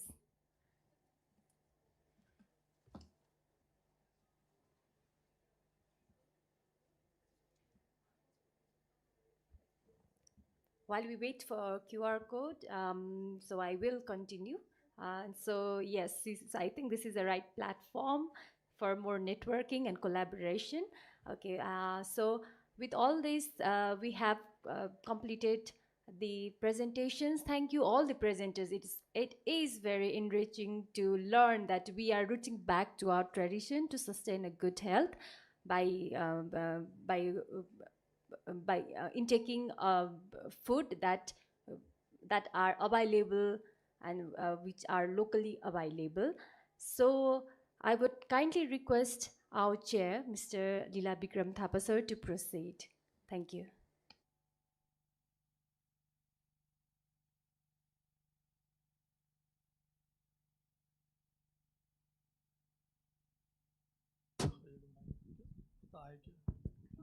ल सबैजना प्रेजेन्टरलाई म एकदम धेरै धेरै धन्यवाद दिन चाहन्छु। एकदम राम्रो ठ्याक्क हामी टाइममा सकेका छौँ र अब मैले चाहिँ के गर्न खोजेँ भने यदि यहाँहरूले जुन प्रेजेन्टर वाइज चाहिँ यदि क्वेसनहरू छ, कुनै त्यस्तो बर्डिङ केही कौतूहलता छ, केही जिज्ञासाहरू छ भने चाहिँ यहाँहरूले त्यो भनेर त्यो को प्रेजेन्टर हो होइन, जस्तो नम्बर के कसरी तपाईँले यहाँले सम्झनु भएको छ उहाँलाई केही कुराहरू अलिकति इन्ट्रेक्सन गरौँ अनि त्यसपछि क्लोजिङ गरौँ ल है त। हस् ल, हात उठाएर एक एकजनाले यहाँले भन्नु होला।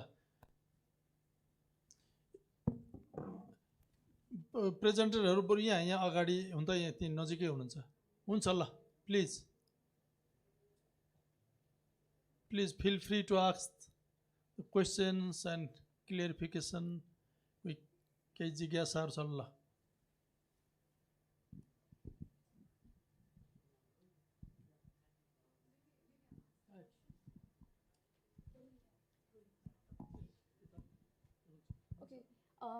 My question would be to the lead ma'am, because I was quite interested with Lucky Ironfish and the pot intervention, because it worked really well in different contexts. But how do you assure, हजुरले कसरी assure गर्नुहुन्छ कि यो नेपालको कन्टेक्स्टमा त्यो काम गर्छ भनेर? किनभने मेरो स्टडी फाइन्डिङ्समा चाहिँ के देखेको छ भन्दाखेरि डिफ्रेन्ट इन्टरभेन्सन डिफ्रेन्ट कन्टेक्स्टमा काम गर्छ। त्यो चाहिँ डिफ्रेन्ट अफ्रिकन कन्ट्रीहरूमा चाहिँ अहिलेसम्म मैले अहिलेसम्म जति पनि 2024सम्मको लिट्रेचरहरू हेर्दाखेरि चाहिँ त्यो देखेको छ होइन। त्यसको लागि चाहिँ हजुरको के छ, कसरी त्यसको त्यो वर्क गर्छ कि गर्दैन भनेर, कसरी अहिले टेन्टेटिभ प्लान अब भन्नुभएको छ इफेक्ट नेक्स्ट टाइम प्रेजेन्ट गर्नुहुन्छ भनेर, तपाईँहरूको त्यसको लागि के छ, how do implement that to make it effective? Thank you so much. सबैभन्दा पहिला हामीले एउटा त्यही भएर हामीले अलिकति के गऱ्यौँ भने पहिला जस्ताको तस्तै लकी आइरन फिस भनेर ल्याएनौँ, किनभने हामीले फर्स्ट हाम्रो नै कल्चरली सेन्सिटिभ बिहेभियर अडप्टेसन मैले जे गरिरहेको चाहिँ ह्याबिटसँग गऱ्यो भने सजिलो हुन्छ भनेर हामीले आफू उनीहरूले हिजो आज पनि गरेकै प्र्याक्टिससँग इनबिल्ड गर्ने भनेर एउटा मेन हाम्रो इन्टरभेन्सन वाट पिपुल वान्ट। अनि हाम्रो अर्को फर्स्ट स्टेपमा हामी के गर्छौँ भने एकैचोटि एकदम ऱ्यापिड स्केल अपमा जाने प्लान छैन। एउटा चाहिँ नि हामीले एउटा कम्युनिटी खोज्छौँ, अघि दिला सरसँग पनि मैले कुरा गरिरहेको छु। अनि एउटा जहाँ चाहिँ नि अलिकति हाई एनिमिया प्रेभलेन्स भएको कम्युनिटी खोजेपछि हामी ऱ्यान्डमाइज कन्ट्रोल ट्रायलै गर्छौँ। एउटालाई कराइदिन्छौँ, बिहेभियर चेन्ज इन्टरभेन्सन्स गर्छौँ, रिमाइन्डर गर्छौँ, कन्स्ट्यान्टली हाम्रो सर्टेन त्यो ह्युमन सेन्ट्रिक डिजाइनबाट हामी कम्युनिटी डायलगहरू गर्छौँ, स्टेक होल्डर इन्गेजमेन्ट गर्छौँ। अर्कोलाई चाहिँ नि हामी कन्ट्रोलमा राखेर त्यसको रिजल्ट हेर्दाखेरि चाहिँ नि हामी 6 डोमेन अफ त्यो ह्युमन सेन्ट्रिक डिजाइनबाटै हेर्छौँ। कसैले एक्सेप्ट गर्यो भने किन एक्सेप्ट गर्यो? नलेज भएर हो, अवेरनेस भएर हो, एटिट्युड भएर हो कि इन्टेन्सन भएर हो कि अथवा उनीहरूको के भयो भनेर हरेक डोमेनमा हामी हेर्छौँ। हामी हेर्दाखेरि ब्यारियर र इनेबलर दुवै हेर्छौँ। हेरिसकेपछि यसको इम्प्याक्ट अनि बेसलाइनमा पनि हामी उनीहरूको हेमोग्लोबिन हेर्छौँ, फेरेटिन लेभल हेर्छौँ, 6 मन्थमा हेर्छौँ अनि 1 इयरमा हेर्छौँ। एउटा चाहिँ नि हामी इम्प्याक्ट ब्लडको लेभलमा हेर्छौँ, अर्को बिहेभियर प्याटर्नहरू पनि मोनिटरिङ गर्छौँ, उनीहरूसँग फलोअप गर्छौँ। हाम्रो स्टडी नर्सहरू हुन्छ, हामी हाउसहोल्ड भिजिटहरू गर्छौँ होइन। अनि त्यो मात्र नभएर उनीहरूको हरेक स्टेजमा एटलिस्ट 4 दिन, हप्ताको 4 दिन चाहिँ प्रयोग गर्नुपर्छ कि त्यो 4 दिन प्रयोग गर्नुभयो कि गर्नु भएन, यसले उहाँलाई के मोटिभेट भयो कि भएन, त्यो कुनै पनि कुरा सामान दिनु ठुलो कुरा होइन। यसको मोटिभेसन फ्याक्टर के हो, अडप्टर्स फ्याक्टरहरू के हो, केले ट्रिगर गर्छ भन्ने कुरा हामी कन्टिन्युस कम्युनिटी डायलग र बिहेभियर चेन्जसँग गरेर हेर्छौँ। We don't know, I can't complain यसले आई चाहिँ यसले काम गर्छ फेरि सस्टेन हुन्छ भनेर it's very early to say. Will see. हामीले चाहिँ एकदमै behaviour intervention human centric design approach र क्लिनिकल तिनटै लगेर हेर्न खोजिरहेछौँ। विल सेयर नेक्स्ट इयर अब वाट ह्यापन्स। अनि तपाईँको कोलम्बियाको स्टडी र कम्बोडियाको स्टडी दुइटा हेर्नुहुन्छ नि, कम्बोडियामा it work, it relapse after some time. If you see the Cambodia it work because they have very strong behaviour change component align with that होइन। होइन मैले हजुरलाई नै एउटा क्वेसन सोध्न खोजिरहेको थिएँ होइन। It's my suggestions. अब सृजना तपाईँको यो लास्ट फेजमा चाहिँ नि तपाईँले जुन तपाईँको स्टडीमा चाहिँ नि त्यो एउटा होल सोसियो इकोलोजिकल मोडल चाहिँ नि मैले देखिनँ। तपाईँको त्यो इन्स्टिट्युसन इलामेन्टहरू पोलिसी इन्भाइरोमेन्टहरू चाहिँ नि अलिकति तपाईँले हुन त पछि भन्नुभयो, मैले त्यो फ्रेमवर्कभित्र चाहिँ नि त्यो इन्भाइरोमेन्टल र इन्स्टिट्युसनल फ्याक्टरहरू देखिनँ होइन। अर्को एउटा मोडलमा चाहिँ तपाईँले मैले स्टडी गर्दाखेरि what work what didn't work भनेर डकुमेन्ट गर्छु भन्नुभएको थियो नि। अनि त्यो गर्दाखेरि म डिफ्रेन्ट स्टेक होल्डर त्यहाँ गरेको मान्छेहरूसँग चाहिँ नि म एकदम क्याइ गर्छु, कुरा गर्छु। मेरो एउटा सजेसन चाहिँ नि अलिकति मोस्ट अफ टाइम चाहिँ नि what work what didn't work भनेर हामीले स्टेक होल्डरसँग अरूसँग मात्र कुरा गर्दा इन बिहेभियर जसले चाहिँ नि इन्ड युजर्सको voice is matter.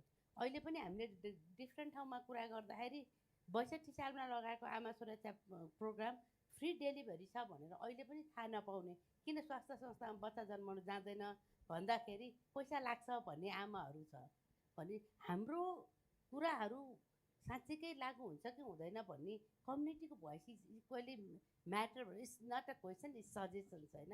I want you to include the community voice also community डायलगबाट। It's not a question. हस्, थ्याङ्क यू म्याम। कसैको केही छ? ल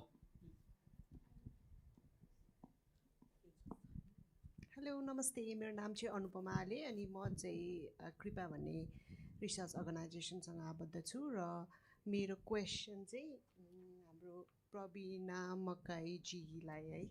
मैले चाहिँ तपाईँको प्रेजेन्टेसनमा चाहिँ एउटा अलिकति इन्ट्रेस्टिङ देखेको थिएँ होइन, कि डिसएडभान्टेज्ड चिल्ड्रेन चाहिँ मा चाहिँ कभरेज चाहिँ स्क्रिनिङको कभरेज चाहिँ अलिक धेरै नै छ कम्पेयर टु एडभान्टेज्ड चिल्ड्रेन भनौँ न होइन। सो किन चाहिँ त्यस्तो भएको, हामीले क्याप्चर गर्न नसकेको हो कि अथवा अरू केही रिजन हो? And what can we do for capturing those advantaged चिल्ड्रेनको होइन स्क्रिनिङ अथवा nutritional status? So that's my question. So thank you. So मेरो फाइन्डिङ्समा चाहिँ के आएको थियो भन्दाखेरि डिसएडभान्टेज ग्रुपमा चाहिँ हायर कभरेज भएको थियो कम्पेयर टु एडभान्टेज ग्रुप होइन। अब त्यो एडभान्टेज ग्रुपमा चाहिँ कसरी गर्ने भन्ने क्वेसनमा चाहिँ अब तपाईँ त्योसँग रिलेट चाहिँ अर्बन र रुरल पनि हेर्नुभयो भने डिसएडभान्टेज ग्रुपहरू चाहिँ उहाँहरूको एक त वेल्थ स्ट्याटस अलि राम्रो हुन्छ होइन, अनि माइग्रेसनहरू पनि भइरहेको हुन्छ क्या अर्बन एरियाजतिर। अनि हाम्रो हेर्नुभयो भने अर्बन एरियाजमा चाहिँ कभरेज अझै कम छ कि कम्पेयर टु त्यो रुरलमा भन्दा अनि सो त्यो मल्टिपल एङ्गलबाट पनि त्यसले फरक परेको हुनसक्छ। अनि अर्को कुरा चाहिँ डिसएडभान्टेज ग्रुपमा चाहिँ उहाँहरूलाई चाहिँ कम्युनिटीमा चाहिँ अब स्क्रिनिङ हुँदैछ है भनेपछि चाहिँ उहाँहरू आउनु हुँदो रहेछ कि केही अब बेनिफिट पाउनुहुन्छ कि भन्ने कुराले। सो त्यसले गर्दाखेरि नि उहाँहरू चाहिँ अलिकति प्रोएक्टिभ भएर इन्भल्भ हुनुभयो जस्तो चाहिँ लाग्छ मलाई पछाडिको फ्याक्टरहरू हेर्दाखेरि। तर त्यहाँ धेरै अरू फ्याक्टरहरूसँग पनि लिङ्क हुन्छ। Did I answer your question? Okay, thank you.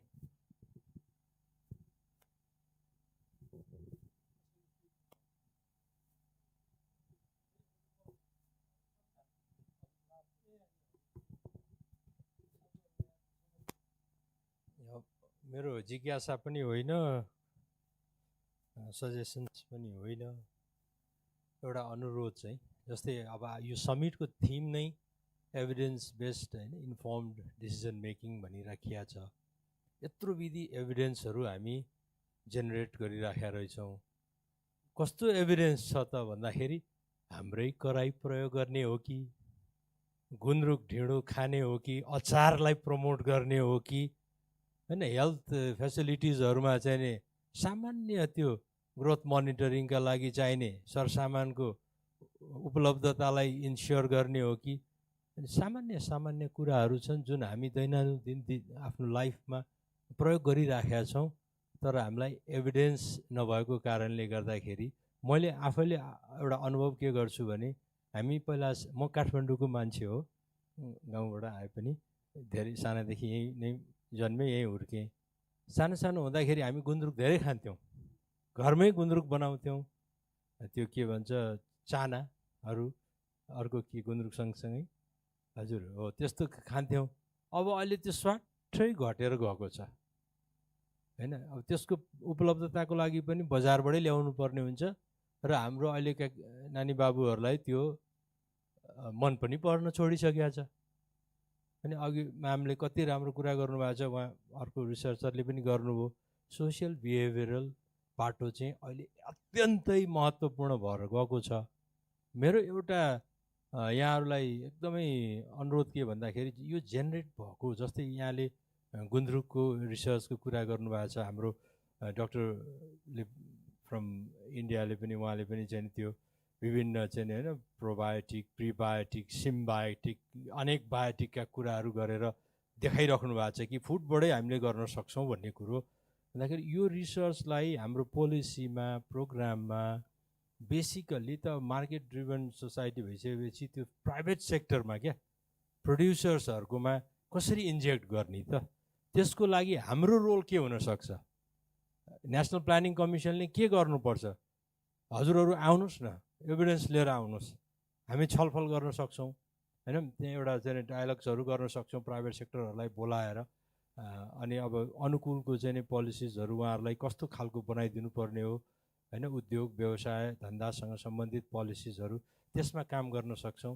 अहिले त हाम्रो नयाँ किसिमको हामीले एउटा इन्भाइरोमेन्ट पाएको छौँ नि गभर्मेन्टको होइन, त्यो गभर्नेन्स चाहिँ त्यस्तो इन्भाइरोमेन्ट पाउँदाखेरि यहाँहरूप्रति पनि त्यो एउटा अनस रहन्छ कि आफ्नो एभिडेन्सलाई कसरी बढीभन्दा बढी लार्जर पपुलेसनमा लिएर जाने। हामी कोल्याब गर्नलाई होइन पार्टनरसिप गर्नलाई एकदमै तयार छौँ। मैले यति मात्रै अनुरोध गर्न चाहन्छु। धन्यवाद। हस् त ल, म यसलाई अब कन्क्लुड गर्नतिर लागेँ। म उठेँ। अब म यहाँ आज यो दुईजना हामी चेयर पनि दुईजना हुन्छौँ, त्यसपछि अलिकति यो पार्ट डिभाइड गरेर सुरु गर्ने भने मलाई एउटा डर चाहिँ के थियो भने त 10 मिनटको यो ठ्याक्क थियो, अलिकति टाइम सकिन्न कि भन्न। अब यो न्युट्रिसन चाहिँ अलिकति इम्पोर्टेन्ट भए पनि अब हामी सहभागी चाहिँ अलिक ठिकै छौँ, हामी उस्तै उस्तै हामी प्रेजेन्ट गर्ने मात्रै छौँ। जस्तो जुन हामीले जम्मा 9वटा चाहिँ प्रेजेन्टेसन गऱ्यौँ, एकजना चाहिँ एब्सेन्ट हुनुभयो होइन। जस्तो जुन पहिलो जुन प्रोफेसर दहित करले उहाँले पनि जस्तो अब बायोटिक, प्रोबायोटिक होइन, सिम्बायोटिकका विभिन्न कुराहरू यो युजफुल भएका कुराहरू उहाँले गर्नुभएको थियो, प्रेजेन्ट गर्नुभयो। त्यो जुन जस्तो आयुर्वेदिक मेडिसिनहरूसँगको त्यसलाई कसरी लिङ्केज गर्न सकिन्छ भनेर एकदमै त्यो इम्पोर्टेन्स पनि थियो। म पहिला सरसर्ती अब यो अर्को चाहिँ जुन माइकोटक्सिनको इफेक्ट्सहरू भयो होइन, अफ्लाटक्सिनको एक्सपोजरहरू, अब हामीले यो थ्योरी, म चाहिँ एकदम पब्लिक हेल्थको मान्छे, हेल्थ असिस्टेन्ट पिपिएच एमपिएच हो। म नेदरल्यान्डमा त्यहाँ पढ्दा यो पोलिसी डेभलपमेन्टमा एमपिएच पढ्दा पनि अब यहाँ अहिले लास्टमा हाम्रो घिमिरे उहाँले गर्नुभएको थियो। मैले पनि 5 वर्ष मुनिका बच्चाहरूको मल्टिपल फ्याक्टर के हुन्छ भनेर कन्सेप्चुअल फ्रेमवर्क छ नि युनिसेफको अलिक पुरानो डिटर्मिनेन्ट्सहरू, त्यही एक्ज्याक्टली त्यही हेरेर रिभ्यू गरेर मैले त्यो मेरो थेसिस चाहिँ त्यही मलाई एकदम यति त्यो अहिले एकदम इन्ट्रेस्टिङ लाग्यो होइन। त्यो हुनाले यो अब मैले सबै कुराहरू भन्नुभन्दा जस्तो अफ्लाटोक्सिनहरू भयो, यो विभिन्न यो के अरे फुड स्टपहरू, इभन ब्रेस्ट मिल्क गराउने मदरहरूमा त्यो जुन पाएको कुराहरू छ होइन, यी सम्पूर्ण कुराहरू म यो एउटा एउटा भन्नुभन्दा नि यो जस्तो सबै जुन यहाँ रिसर्चरहरू र अब यो विज्ञ समूहहरूले जुन यहाँ प्रेजेन्ट गर्नुभयो, जस्तो आइरन पटको कुरा भयो, यी सबै चिजहरूमा बडा राम्रोसँग अहिले हाम्रो शिवरञ्जन सरले भन्नुभयो। मलाई चाहिँ के लाग्यो भने म यो प्रेजेन्ट यसरी उपस्थित भएको छु 2-3वटा कन्टिन्यू यो बेलामा चाहिँ जस्तो अब हामी राष्ट्रिय योजना आयोगमा काम गर्ने सर, एज ए निर्देशक काम गर्ने प्रोग्राम बनाउने सर पनि हुन्छ र यो ओभरअल न्युट्रिसनको यो नेसनल लेभलको प्रोग्राम बनाउने इम्प्लिमेन्टेसन गर्ने र विभिन्न यो रिसर्चहरूलाई अध्ययनहरूलाई नजिकबाट हेर्ने म पनि यो एकदमै लामो अवधिदेखि यो काम गरिराखेको छु। तर के हुँदो रहेछ भने अहिले एउटा सरले भन्नुभयो मलाई, म पनि त्यही यहाँ मैले नोट पनि गरेको थिएँ, यो चाहिँ यो पनि एउटा राम्रो एकदम त्यो ह्युज फोरम हो जहाँ कि हामीले विभिन्न साइन्टिस्टहरू रिसर्चरहरूलाई सँगै राखेर अब यहाँ पनि फेरि सबै गभर्मेन्टको यो उसमा काम गर्ने मान्छेहरू पनि हुनुहुन्छ, अरूमा पनि प्रेजेन्टर पनि हुनुहुन्छ, चेयर पनि हुनुहुन्छ, त्यो त एउटा हो। तर यतिले मात्रै कता कता कि यो चाहिँ अलमल हुँदो रहेछ। एउटै फोरममा यो जस्तो राष्ट्रिय योजना आयोग र अरू हाम्रा पनि विभिन्न जस्तो अब बहुक्षेत्रीय पोषण योजना छ, बहुक्षेत्रीय पोषण योजना मैले पनि इभन कति कन्ट्रीमा जाँदाखेरि त्यो प्रेजेन्ट गर्दाखेरि वाउ भन्छन्, इज इट पोसिबल, कोअर्डिनेटेड के अरे वेल कोअर्डिनेटेड विथ 7 मिनिस्ट्री भन्छन्। किन अरू मन्त्रालयमा 2-3वटा मन्त्रालय मिलेर काम गरिरहेको छ नि, त्यही पनि त्यो इस्यु छ भन्छन् होइन। डकुमेन्टेसनको हेर्दाखेरि हामी असाध्यै राम्रो छ। तपाईँले यहाँ कुरा गर्दै हुनुहुन्थ्यो जस्तो हाम्रो जुन अहिले जुन मल्टिपल के अरे अन्डर न्युट्रिसनमा के अरे यो छ मल्टिपल जुन हामीसँग इस्युहरू छ नि, उसको मल्टिपल बर्डन अफ मालन्युट्रिसनहरू छ। यसमा यसो हेर्दाखेरि तपाईँ नेपालले पनि झन् इभिडेन्स बेस सम्पूर्ण कार्यक्रमहरू छ। 5 वर्षभन्दा मुनिका बालबालिकालाई बालभिटा छ, स्प्रिङ्कल जुन मल्टिपल माइक्रोन्युट्रिएन्ट छ, तर त्यसको कन्ज्युम्सन र कभरेज चाहिँ राम्रो छैन। त्यसो हामी आइएफएहरू कन्टिन्यू दिइराखेका छौँ। अब हामी आइएफएबाट चाहिँ यो सिफ्टिङ गर्दैछौँ, के अरे ट्रान्जिसन गर्दैछौँ एमएमएसमा। यो पनि जस्तो एचकेआईको सपोर्टमा लुम्बिनी र अरू ठाउँमा भइसक्यो। अब हामी यो सायद अब 1-2 दिनपछि यो के अरे टिप्पणी उठाएर मन्त्रालयसम्म गएर त्यसलाई अब कतिवटा अब अहिले हाम्रो तत्काल चाहिँ मधेस प्रोभिन्समा चाहिँ युनिसेफले गर्ने र एचकेआईले चाहिँ लुम्बिनी प्रोभिन्समा गर्ने भन्ने चाहिँ एमएमएस चाहिँ त्यो 180 चाहिँ प्रेग्नेन्ट मदरलाई त्यो पनि छ होइन। अब यो अन्डर न्युट्रिसनको के अरे सामको चिल्ड्रेनलाई हामी आरयुटिएफ दिन्छौँ, अझ medical कम्प्लिकेसनलाई F100 therapeutic milk F100 F75 दिन्छौँ, त्यसको चाहिँ राम्रै छ। तर यो जुन स्क्रिनिङका कुरा पनि आएको थिए, तर अझ पनि के छ भने कम्युनिटीमा यो हेल्दी चाइल्ड के अरे वेल बिइङको लागि गएर ग्रोथ मोनिटर गराउनुपर्छ भनेर हामीले बुझाउन सकेका छैनौँ। म यो जब सुरु गर्दा 46 सालमा हेल्थ एन्ड जब सुरु गर्दा 5 वर्षसम्म ग्रोथ मोनिटरिङ गर्नुपर्छ भन्ने थियो भने अहिले हामी जन्मेदेखि 2 वर्षसम्म भन्छौँ एभ्री मन्थ। त्यही त्यो गोल्डन 1000 डेजकै उसलाई लिएर हो, तर त्यो गर्न सकेका छैनौँ। र अब अहिले चाहिँ हामीले के गर्दैछौँ भने यहाँ रिकमेन्डेसन पनि थियो त्यहाँ त्यो अहिले हामीले चाहिँ आगामी वर्षबाट अब यो वर्ष पनि हामीले भिटामिन ए वैशाखको 6 र 7 गते चाहिँ पछि लगातार 5-7 दिन चाहिँ स्क्रिनिङ गर्ने, होल अन्डर 5 चिल्ड्रेनको मास स्क्रिनिङ गर्ने भनेर हाइट बोर्ड र वेट स्केल त्यो सेका स्केल र त्यो हाइट बोर्ड राम्रो स्ट्यान्डर्ड हामीले त्यो पनि सप्लाई गरेका छौँ। यसपालि अब कस्तो हुन्छ, अर्को वर्षदेखि वैशाख महिनालाई यो न्युट्रिसन स्क्रिनिङ मन्थ भनेर हामीले यो गरिसक्यौँ। यो सङ्घीय लेभलमा प्रोग्रामहरू हालिसक्यौँ, प्रोभिन्स र उसमा हाल्छौँ, जसले गर्दा के गर्ने भने अहिलेसम्म हामीले 5 वर्ष मुनिका बच्चालाई खालि कुपोषण मात्रै स्क्रिनिङ गर्थ्यौँ। त्यसको चाहिँ खालि अब क्लासिफाई गर्थ्यौँ, माम साम र गाम के हो त्यो अनुसार दिने। मामलाई दिनको लागि हामीले अहिलेसम्म मामलाई के पनि कुनै त्यस्तो इन्टरभेन्सन थिएन काउन्सिलिङ बाहेक। अब चाहिँ अहिले मामलाई पनि जस्तो एचकेआईले लुम्बिनी प्रोभिन्सको केही जिल्ला र अब मधेस प्रोभिन्समा सुपर सिरियल प्लस भनेर त्यो माम बच्चाहरूलाई तुरुन्त स्क्रिनिङ गरेपछि दिने र उनीहरूलाई मोनिटरिङ गर्ने 1 महिनासम्म। त्यसले पनि राम्रो चाहिँ देखिएको छ। त्यो चाहिँ सामको लागि त हामीले आरयुटी यो रेडी टु युज थेरापिटिकल फुड दिन्छौँ।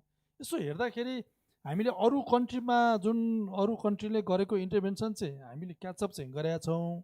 समस्या चाहिँ के भयो भने अझै अब जस्तो हाम्रो यो अलिकति इम्प्लिमेन्टेसन लेभलमा इन्टेन्सिभली त्यो गराउने भनौँ न, बेनिफिसियरीलाई डिमान्ड क्रिएट गर्ने कुरामा अब हाम्रो फोकस चाहिँ स्वास्थ्य तथा जनसङ्ख्या मन्त्रालयको फोकस चाहिँ यो सर्भिस के अरे सर्भिस प्रोभाइडर सेन्ट्रिक भन्दा पनि सर्भिस प्रोभाइडरलाई अब स्किल त चाहियो, नलेजहरू चाहियो, अलिकति बेनिफिसियरी सेन्ट्रिक कार्यक्रम गर्ने भनेर यही वर्षबाट हामीले पहिला अलिअलि सुरु गरेका थियौँ। अब यो गर्दैछौँ। अब डिजिटलाइजेसनमा हामी जाँदैछौँ होइन। मेरो मोबाइल एप भन्ने छ, डिजिटल छ। अब पढ्न लेख्न जान्नेको लागि तुरुन्तै एउटा हेर्ने कुराहरू जस्तो अब यस्तै रिसर्चहरू इभिडेन्स छ भने पनि हाम्रो वेबसाइटमा उसबाट राखिदिने अथवा लिङ्केजहरू गरिदिने कुरा चाहिँ गर्दैछौँ।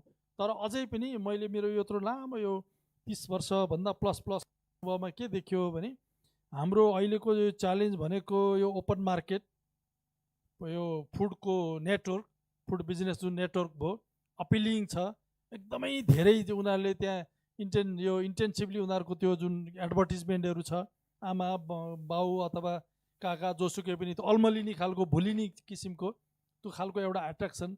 जबकि हामीले होइन यो चिज जस्तो अब गुन्द्रुक मस्यौरा जुन हामीले भनेका छौँ यी सबै चिजहरूलाई अब छोड्न थालिसके मान्छेहरू। त्यो त्यतातिर चाहिँ त्यो सुन्न चाहँदैनन् त्यति धेरै।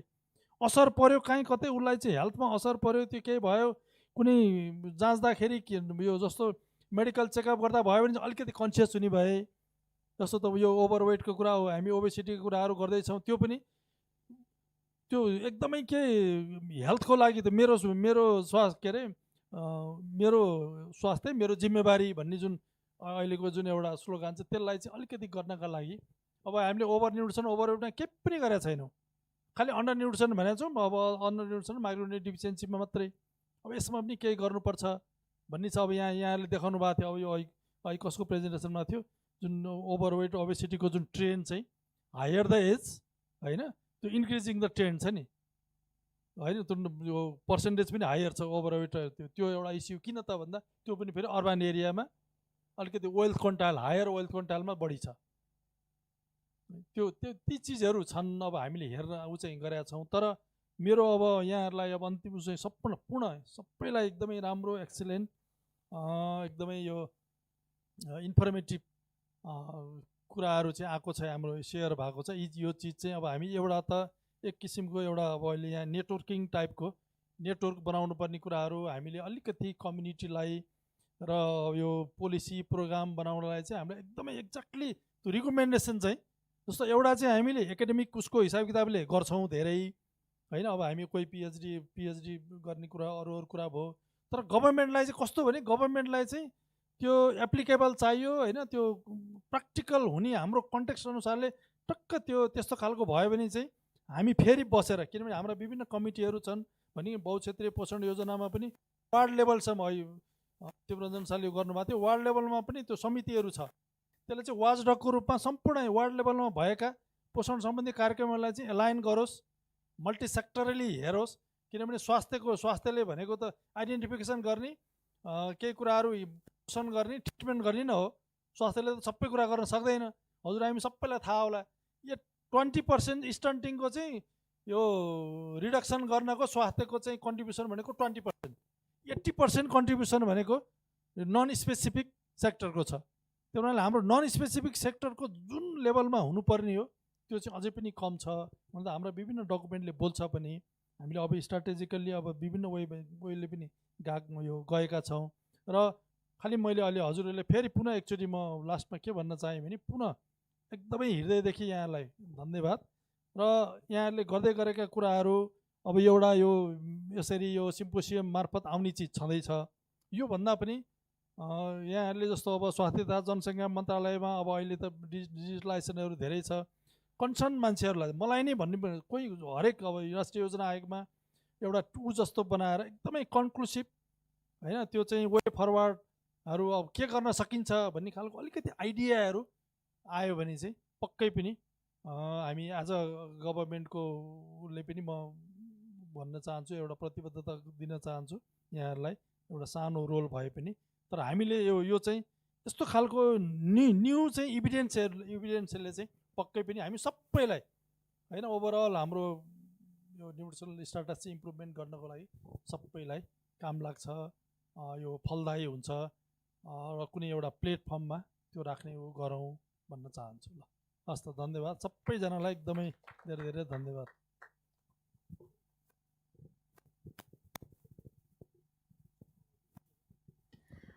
Thank you so much, sir, for providing the suggestions and way forward, which is definitely what we are looking for and expecting from you.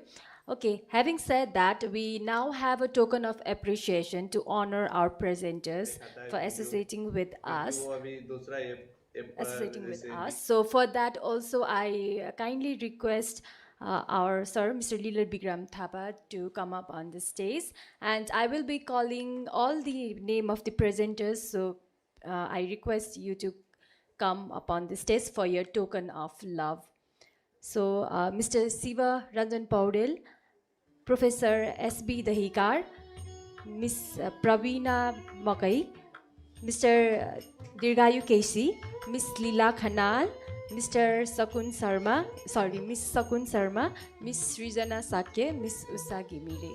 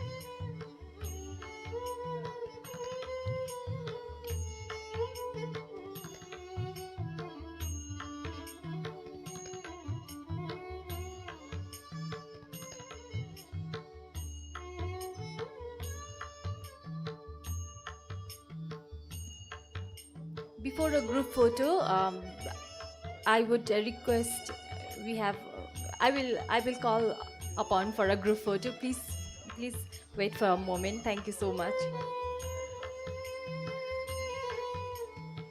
Anyone remaining for a token of love, Mr.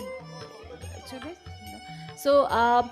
So we also like to provide. We also like to give a token of appreciation to Mr. Leela sir, and for that we have Mr. Nirvay Kumar Sharma, a former senior administration officer at NHRC. Kindly proceed forward to present a token of appreciation to our chair.